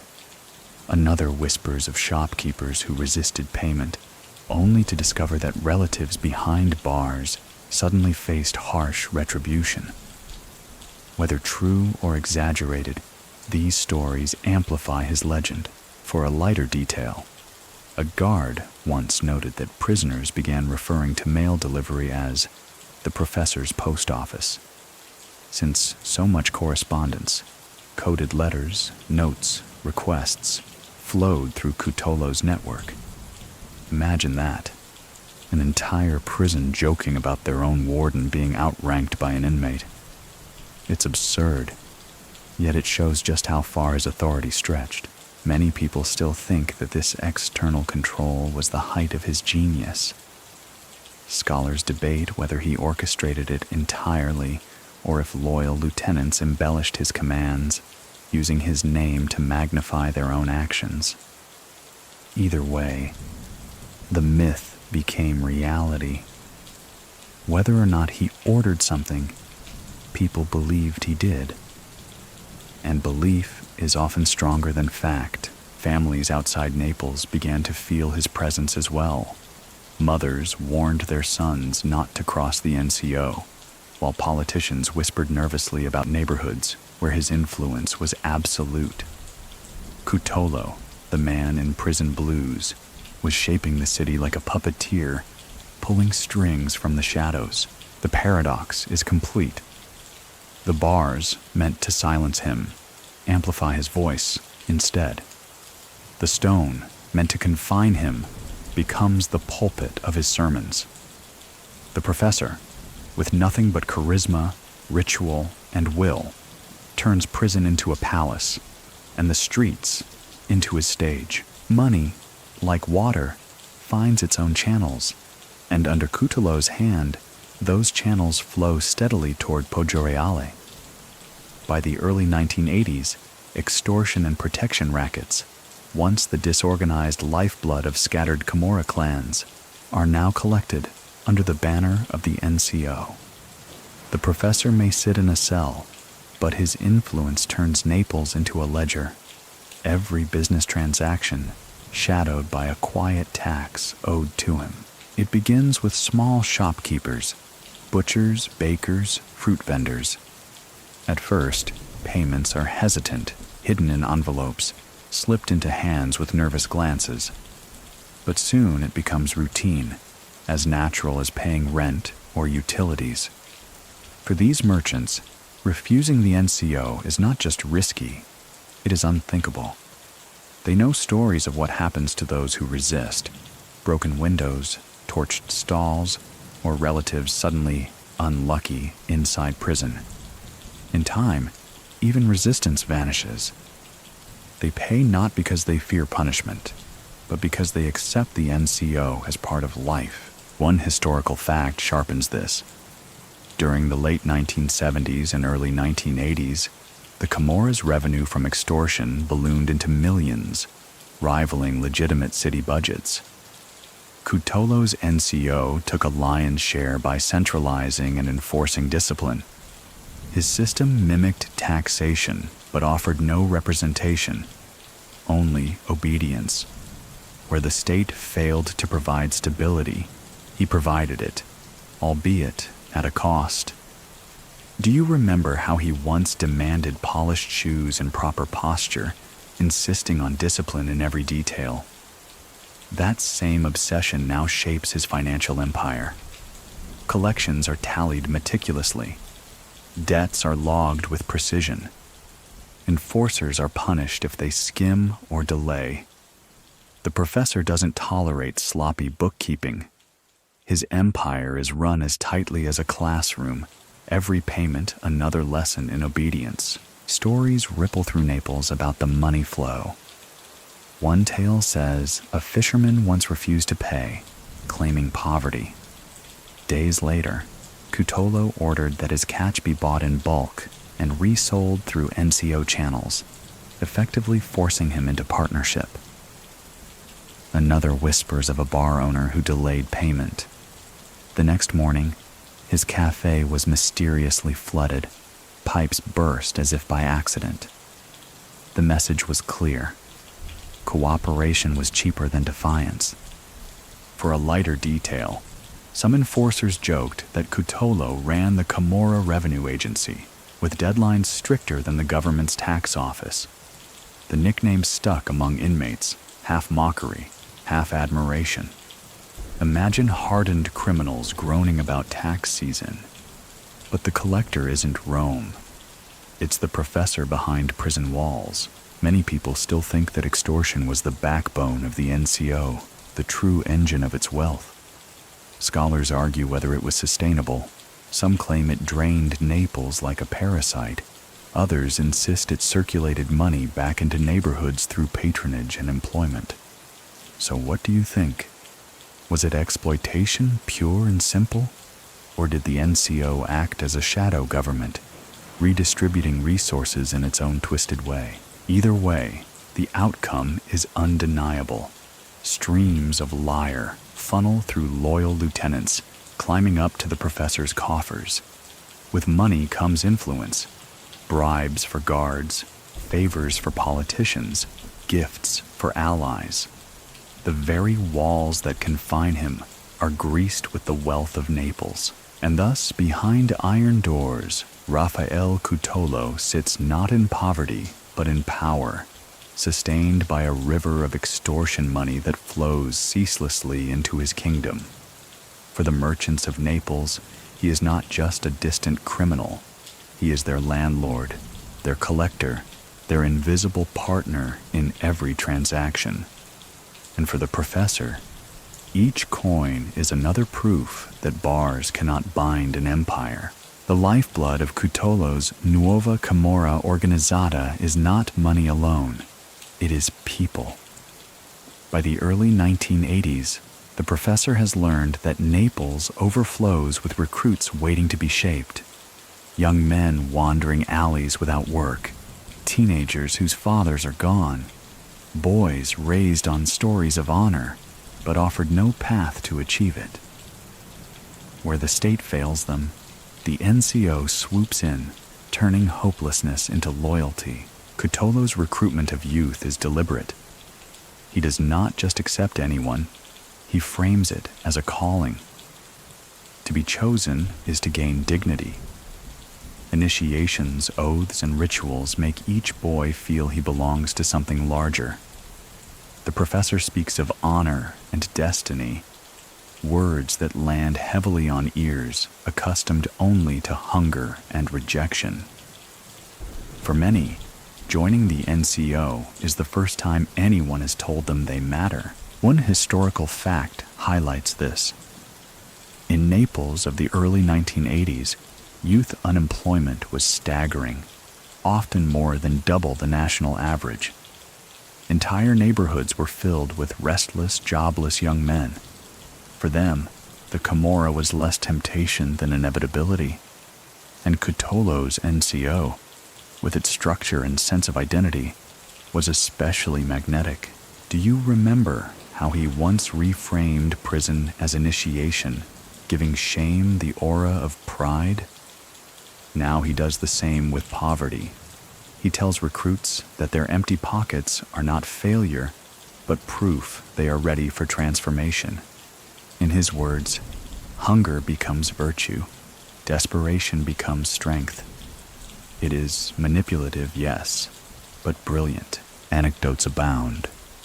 One tells of a scrawny boy who came to him trembling, desperate to belong. Instead of mocking him, Cutolo supposedly asked him to recite a prayer, then declared him reborn into the Brotherhood. The boy left in tears, not from fear, but from pride. Another story claims he insisted recruits memorize verses of poetry or bits of Catholic catechism, proving discipline before they were accepted. Whether fully true or not, these stories reveal the theatricality with which he wrapped the act of recruitment for a lighter glimpse. Some older members joked that the NCO was like a university for delinquents, where the professor handed out lessons in loyalty instead of degrees. Imagine young men, barely literate, sitting attentively while Cutolo lectured them like a stern schoolteacher, except the curriculum was extortion, discipline, and silence. Many people still think that this was his greatest strength, transforming raw street boys into soldiers bound not just by fear, but by belief. Others argue it was his greatest cruelty, exploiting poverty to create an army of the desperate. So what do you think? Was he offering identity to the forgotten, or chaining them to a cause they barely understood? Whatever the interpretation, the results were undeniable. The NCO swelled with new blood. In prison, halls echoed with chants of loyalty. On the outside, neighborhoods once fractured by rival gangs now saw squads of disciplined youths moving with purpose, answering to the professor's name. The city began to notice a difference. Where chaos had once reigned, now order, albeit criminal, was imposed. The professor sits behind bars, but through the loyalty of the young, he extends his reach into every alley, every market, every schoolyard. Each recruit is not just a follower, but a vessel carrying his myth forward. And as more join, the line between poverty's children and Cutolo's soldiers blurs until Naples cannot tell the difference. By the early 1980s, Cutolo's NCO has become too large, too visible, and too ambitious to avoid confrontation. The professor's dream of unity collides with the reality of rivals who will not bow.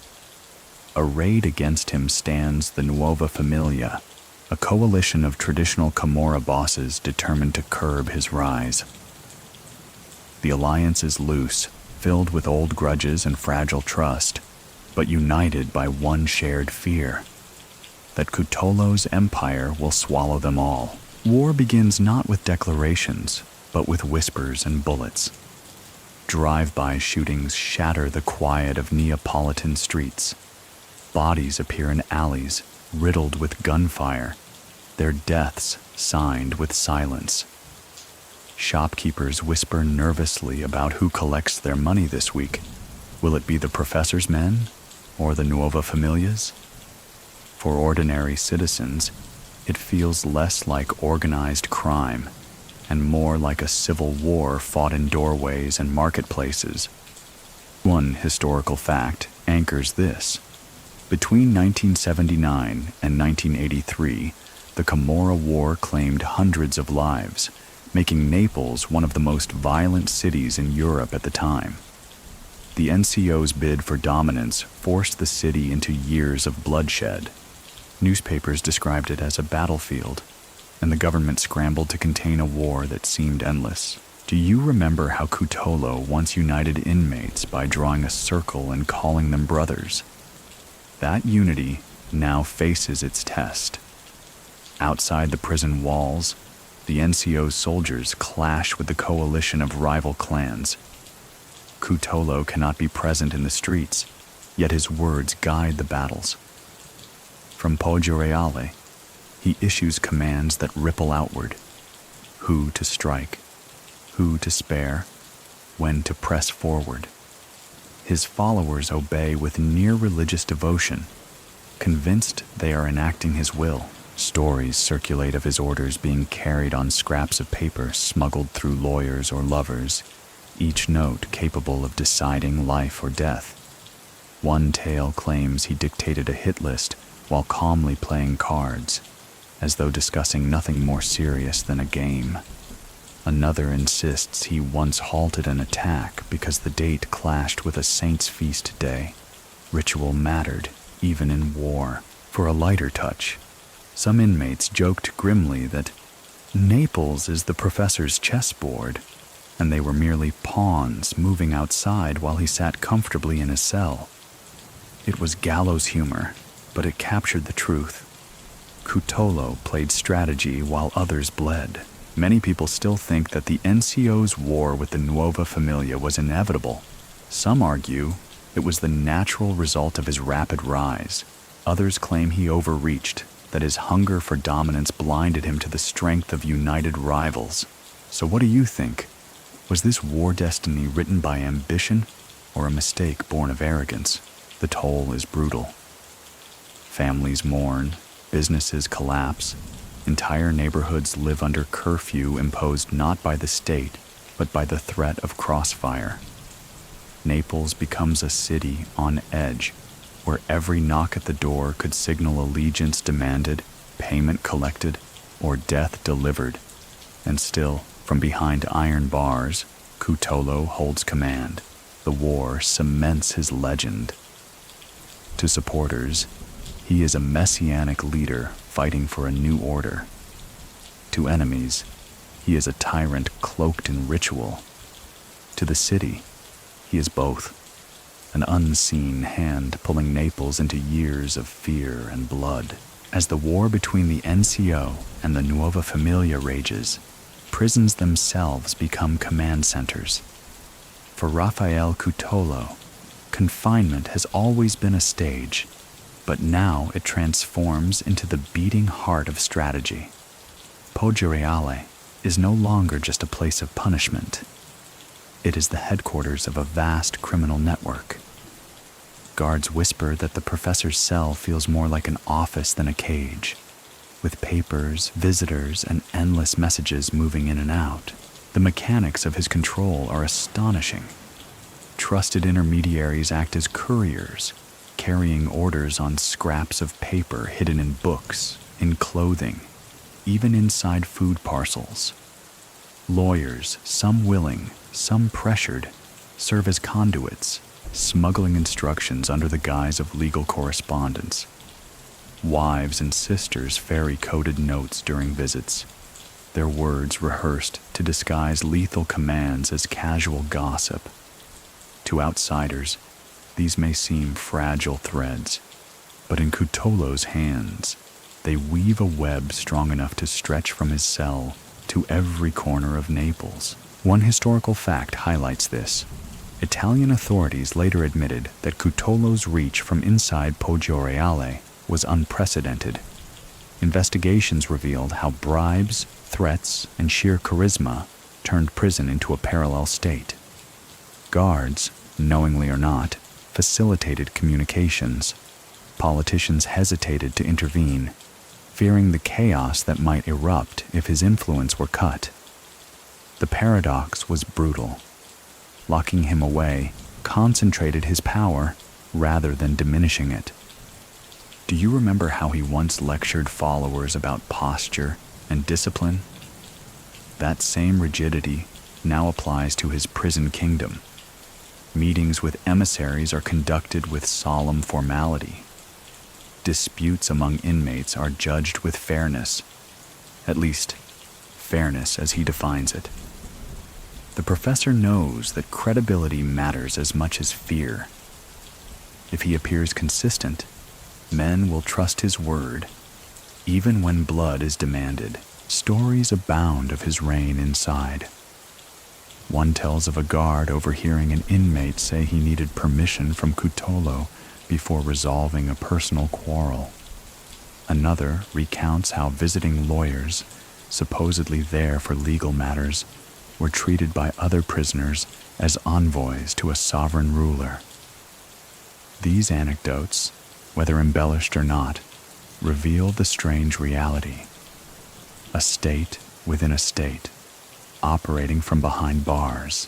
For a lighter moment, one rumor claims Cutolo had such control that he once rescheduled a prison soccer match because it conflicted with an important meeting of his followers.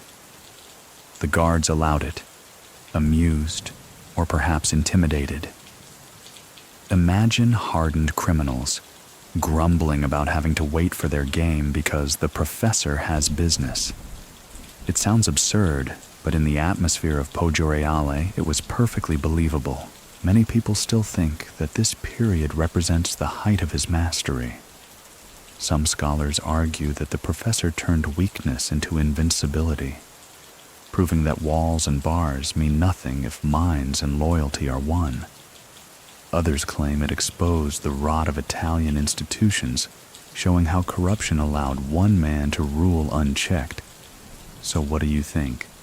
Was his prison empire genius? Or was it the failure of the state that crowned him? Outside, the war continues. Inside, Cutolo remains calm, playing his long game.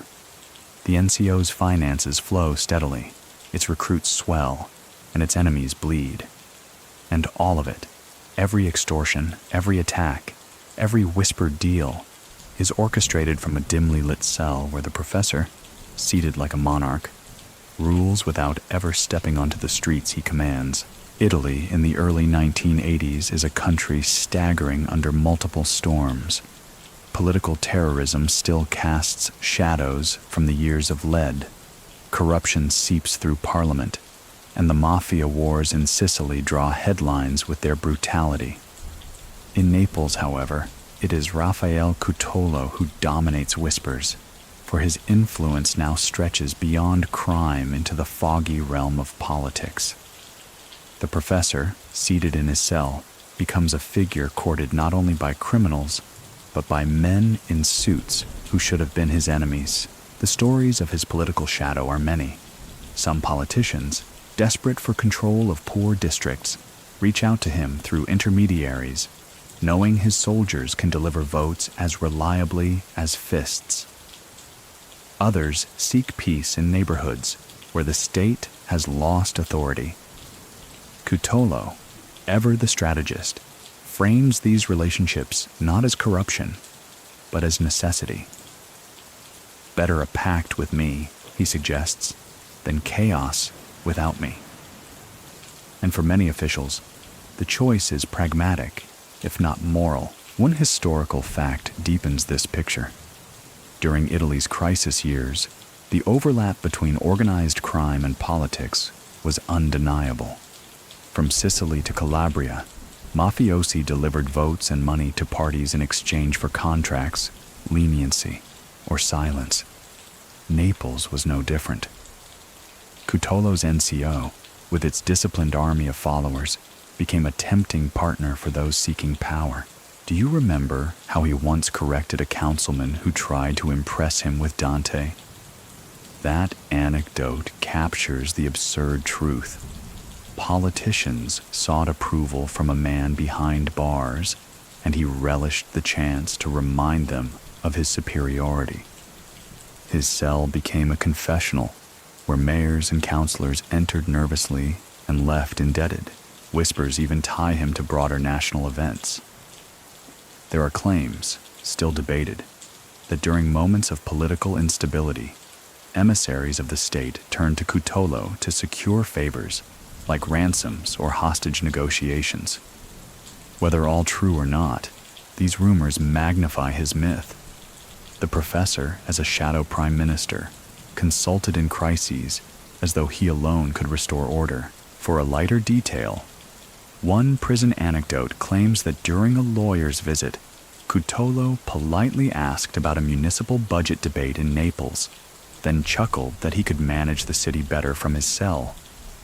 The lawyer laughed nervously, but the remark spread, half joke, half truth, until inmates started calling him Sindaco, the mayor. Many people still think that his political reach was exaggerated, fueled by media hungry for scandal. Some scholars argue that while he influenced local matters, the grand tales of national-level negotiations inflated his role beyond reality. Others insist the very fact such rumors existed proves his shadow stretched farther than records admit. So, what do you think? Was he merely a local power broker? Or did he truly brush shoulders with Italy's political crises? Either way, the perception matters as much as the reality. For his followers, the professor's supposed dealings with politicians confirmed his near-divine status. Not only did he rule criminals, he influenced the rulers of the nation. For his enemies, it deepened their fear, convincing them he was untouchable.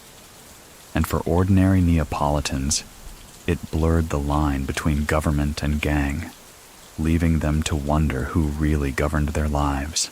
Thus, within the turbulence of Italy's 1980s, Raffaele Cutolo rises not just as a mafia don, but as a political shadow. His throne is iron bars, his council a mix of lawyers and criminals, his kingdom both Naples and the halls of power that dare not admit his influence. On November 23, 1980, southern Italy shudders under the devastating Irpinia earthquake. Entire villages crumble, thousands perish, and survivors huddle in makeshift shelters as the bitter winter closes in. Amid the rubble, sorrow, and confusion, the disaster also becomes an opportunity for the professor and his Nuova Camorra Organizzata. What the state struggles to provide in relief, Cutolo moves swiftly to exploit. Naples and its surrounding towns are flooded with government funds, international aid, and contracts for rebuilding. Billions of lire pour into the region almost overnight, and where money flows chaotically, the Camorra steps in to channel it. The NCO, already disciplined and structured, positions itself as a gatekeeper. Cutolo's men secure construction contracts, skim from housing projects, and siphon supplies meant for the homeless. Even food and blankets pass through the hands of his lieutenants before reaching the needy. One historical fact underscores this grim reality. Reports later revealed that a staggering portion of relief funds from the Irpinia earthquake ended up in the pockets of organized crime, especially the Camorra. Cutolo's NCO was among the principal beneficiaries, turning catastrophe into empire building. In some areas, survivors muttered bitterly that aid came faster from the professor's men than from Rome itself. Do you remember how he once transformed poverty into pride for his recruits? Now he transforms tragedy into opportunity for his empire. To him, the earthquake is not merely disaster. It is raw material, another chance to prove that where the state fails, he provides. The irony is sharp. While families mourn in cold rubble, Cutolo's power multiplies in the warmth of bribes and contracts. Stories circulate of his influence in reconstruction. One tale insists that construction companies had to negotiate with the NCO before laying a single brick. Another whispers of trucks loaded with supplies diverted under his orders, only to be resold on black markets. In these stories, Cutolo is not just a criminal. He is a shadow administrator of the disaster zone. For a lighter, almost absurd note, one contractor supposedly complained that NCO collectors were more punctual than the government treasury. At least Cutolo pays on time, he quipped, half in jest, half in despair.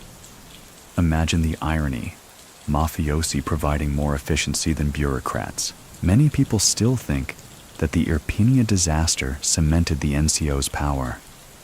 Some argue it was the moment when Cutolo's reach peaked, transforming him from prison boss into a figure with economic control over an entire region. Others insist the earthquake merely revealed how deeply corruption already ran, with Cutolo opportunistically riding the wave. So what do you think? Was he an opportunist exploiting chaos, or a master planner who prepared for exactly this kind of windfall? Either way, the aftermath is clear. Amid ruins and grief, the professor grows richer and stronger. His lieutenants walk among collapsed houses with contracts in their pockets, and every stone lifted for rebuilding becomes another brick in the professor's empire. The earth trembled, the cities cracked, but Cutolo's shadow only stretched farther. By the early 1980s, the professor's empire has swollen beyond extortion, construction contracts, and political whispers. Now, his men reach for the most dramatic source of revenue yet: kidnappings and ransoms. Across Italy, wealthy industrialists, businessmen, and even foreign visitors become targets of abductions carried out in the name of the NCO. Each victim is a pawn, each ransom another channel feeding money into Cutolo's war chest. Kidnapping is not new in Italy. Calabria's 'Ndrangheta has long perfected it, but under Cutolo, the practice takes on a new layer of organization. Abductions are conducted with chilling efficiency. Victims vanish into the labyrinth of Naples' outskirts, or the rugged hills of Campania, hidden in basements or remote farmhouses. Negotiations are cold, precise, and ruthless, often conducted through intermediaries who never reveal their full allegiance. When ransoms are paid, the funds move quickly into NCO coffers, financing weapons, bribes, and expansion. One historical fact underscores this. The 1970s and 1980s in Italy saw a surge in kidnappings, often blamed on southern crime syndicates. The NCO's involvement gave the phenomenon new prominence in Naples, further straining police resources already exhausted by mafia wars. Families of victims often trusted Cutolo's network to negotiate, sometimes even more than they trusted the authorities. Do you remember how he once turned prison into a headquarters for financial flows? Now, the same walls become command posts for human pawns. It's said he approved certain abductions personally, calculating which families would pay, which victims carried more symbolic weight, and how the money could be laundered. Even in chains, he played the role of chess master, moving lives like pieces. Stories from this period are chilling. One tale tells of a young heir held captive for weeks in a windowless cellar, finally released after millions were exchanged. Another recounts how the family of a kidnapped doctor quietly reached out to NCO intermediaries, trusting that the professor's men would deliver the victim alive, something the authorities could not guarantee. These stories, whether fully accurate or not, cemented the perception that Cutolo's shadow reached into every household, rich or poor. For a lighter but revealing anecdote, some inmates joked that ransom negotiations were run with more courtesy than government offices. "At least the professor's men return your phone calls," one quipped darkly, a reminder of how normalized such crimes had become in a society losing faith in institutions. Many people still think that the kidnappings revealed the dual face of Cutolo's empire. Some argue it was pure predation, exploiting fear to build wealth. Others suggest it strengthened his myth as a power who could both terrify and reassure, since paying him was often the only way to ensure a safe return. So, what do you think? Were these kidnappings simply ruthless business, or a calculated strategy to show families and the state alike who truly held authority? Either way, the result was the same. Each ransom fattened the NCO's treasury. Each terrified family widened the circle of those who whispered his name with dread. The professor, who once pocketed coins from market stalls, now oversaw the abduction of heirs and executives. From hunger to ransom, from boyhood mischief to orchestrated terror, his climb reached ever more audacious heights. By now, Cutolo's empire looms so large that scholars, journalists, and citizens alike begin to debate what it all really means. Was he a genius strategist, reshaping centuries of Neapolitan crime, or merely an opportunist, riding the cracks of a broken society? The professor himself thrives in this ambiguity, playing the role of visionary when it suits him and cunning street boss when it does not. But outside observers argue fiercely about the truth of his legacy. Some point to the structure of the Nuova Camorra Organizzata as proof of innovation. Rituals, hierarchies, even his insistence on discipline turned scattered gangs into something resembling a paramilitary order.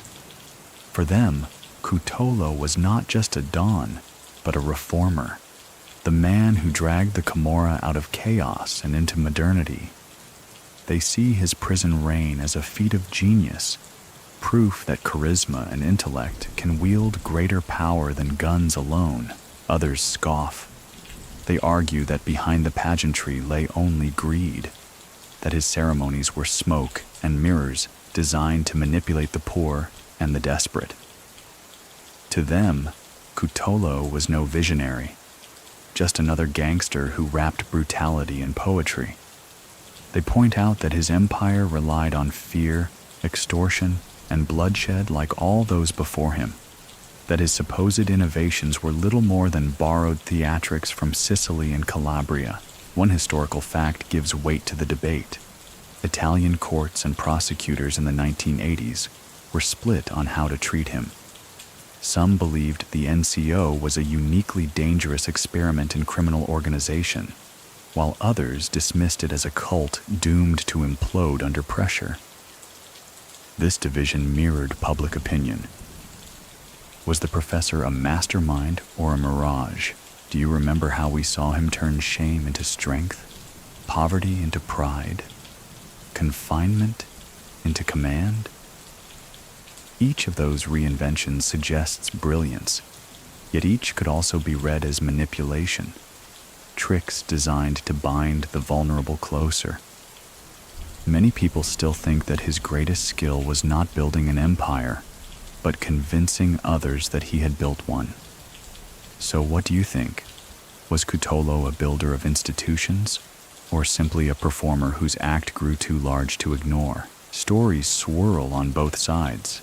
Some inmates describe him as a father figure, quoting scripture and poetry to give meaning to wasted lives. Others describe him as ruthless, ordering punishment for minor slights, feeding his ego with ritual obedience. Scholars debate endlessly. Is it possible for both portraits to be true at once?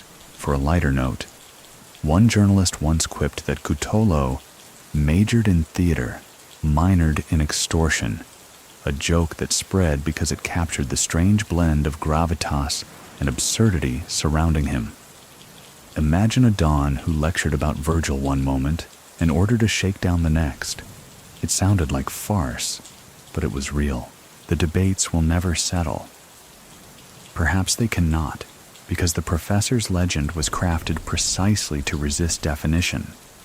To call him visionary risks glorifying him. To call him fraud dismisses the genuine scars he left on Naples. The truth lies in the uneasy space between, and so the arguments continue. Scholars, journalists, and neighbors in Naples cafes all weighing the same question. Was Raffaele Cutolo the architect of a new Camorra, or merely the best storyteller it ever had? The higher an empire rises, the more cracks appear beneath its weight. By the mid-1980s, the Nuova Camorra Organizzata, once bound tightly under Cutolo's vision, begins to show strain. The endless war with the Nuova Familia drains loyalty, drains money, drains patience. Soldiers who once swore blood oaths in dim prison corners now whisper doubts.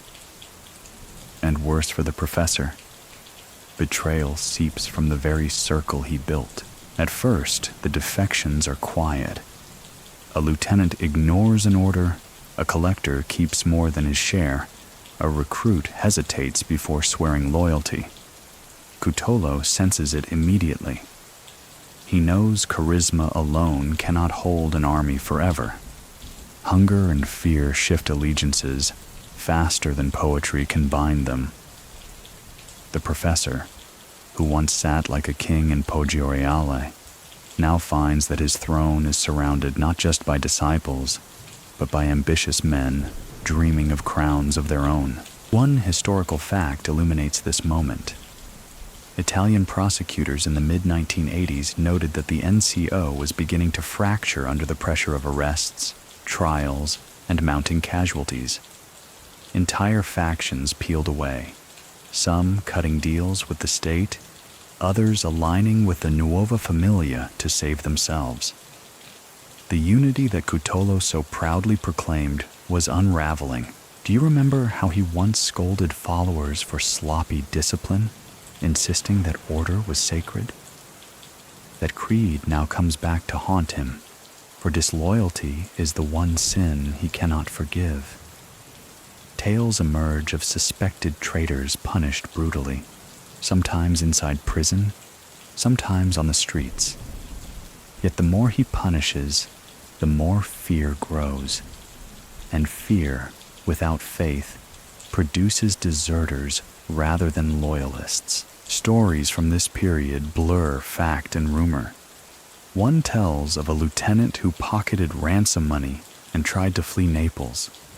Within days, he was found dead, and whispers claimed the order came directly from Cutolo's cell. Another story suggests that during a tense meeting, a once trusted advisor openly questioned the professor's judgment, only to vanish before dawn. Whether true or exaggerated, these tales confirm what Naples already suspects.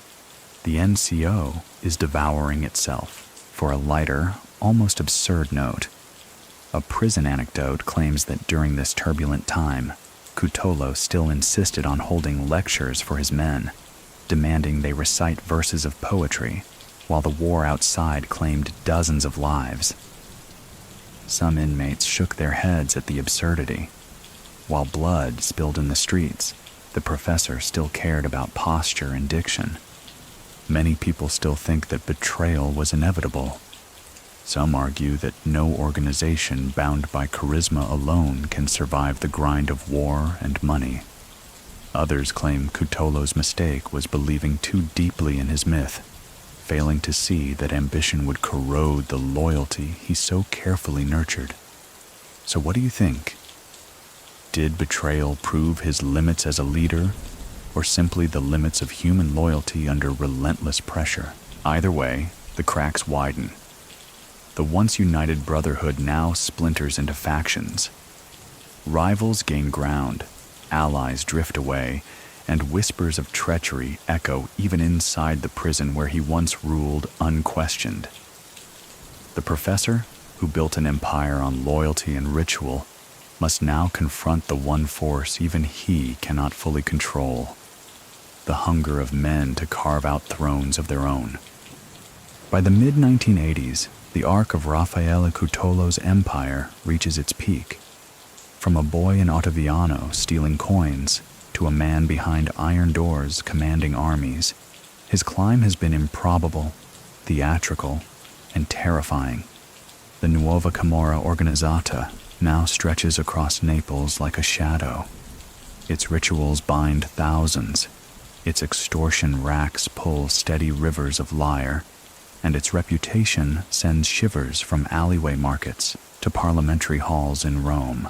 Inside Poggio Reale, his presence feels almost regal. Inmates still lower their voices when he passes. Guards still treat him with wary respect, some out of fear, some because his money lines their pockets. Lawyers arrive not merely for legal counsel, but to ferry his decrees outward. He sits at the center of it all, calm, almost smug, as if destiny itself were unfolding exactly as he had predicted. One historical fact highlights this moment. By the early to mid-1980s, prosecutors estimated the NCO controlled the lion's share of criminal activity in Naples, from extortion to smuggling to construction contracts. Estimates of membership ran into the thousands. making it one of the largest criminal organizations in Europe at the time. For a man locked in prison, the scale of this achievement is almost surreal. Do you remember how he once reframed his own imprisonment as proof of strength rather than weakness? That paradox now defines his legend. The professor's greatest weapon is not just his rituals or charisma, but the perception that nothing, neither walls, nor rivals, nor the state, can contain him. Even his enemies admit it. The man commands more from a cell than most do from freedom. Stories from this zenith of power abound. One tells of a politician who nervously sought his blessing before running for office, believing Cutolo's reach extended into ballot boxes. Another whispers of wealthy businessmen delivering envelopes of cash not to his lieutenants, but directly to prison visitors, as if tithes paid to a strange criminal church. These stories, whether exaggerated or not, cement the image of Cutolo as omnipresent. For a lighter note, some inmates joked that if the Pope himself visited Naples, he'd have to stop by Poggioreale for an audience with the professor. The remark, half in jest, carried the sting of plausibility. Such was the aura surrounding him. Many people still think that this was the pinnacle from which Cutolo could only fall. Some argue that his empire was too large, too violent, too visible to survive. Others insist that even if the NCO splintered, the professor's influence endured in the very structures of organized crime in Naples. So what do you think? Was this the summit of a genius strategist, or the overreach of a man blinded by his own legend? Whatever the interpretation, the mid-1980s mark the peak of his influence. The professor, seated behind prison bars, rules like a monarch over shadows. Naples bends to his will, rivals bleed in the streets, and the state trembles at his name. It is a strange empire, born of hunger, ritual, and charisma. And though cracks are already forming beneath it, for this brief moment, Raffaele Cutolo stands unmatched. And now, let the noise of battle fade, the clatter of prison doors, the shuffle of soldiers in alleys, the whispers of politicians in dim offices. All of it softens into the distance. What remains is the image of a man in a cell, calm, deliberate, spinning a web that stretched across an entire city. The professor built his empire not with freedom, but with faith. Faith in ritual, faith in words, faith in the strange gravity that held desperate men close to him. Perhaps you feel the weight of it still, the stone corridors, the muted chants of loyalty, the quiet certainty that even walls cannot cage ambition. Yet here, at the close of his peak, there is also quiet. Imagine the silence of a prison courtyard at dusk, the air heavy with cigarette smoke, the hum of distant voices carried through bars. Within that silence lies the truth. Power, no matter how vast, is always temporary. The city outside still bustles, still sings, still struggles. Naples has always endured, through kings, wars, disasters, and dawns. Cutolo's empire, too, will one day falter, as all empires do. But in this moment of calm reflection, we let the urgency drift away. The man, the myth, the shadow, he is only one thread in a tapestry woven over centuries. So breathe more slowly now. Let your shoulders ease, your thoughts settle. The professor's story, for all its violence and spectacle, is just another tale folded into history. It does not follow you into your dreams. What follows instead is calm, the quiet rhythm of your breath, the steady comfort of rest, the knowledge that night has claimed the day and all its burdens. Sleep well, the story is done.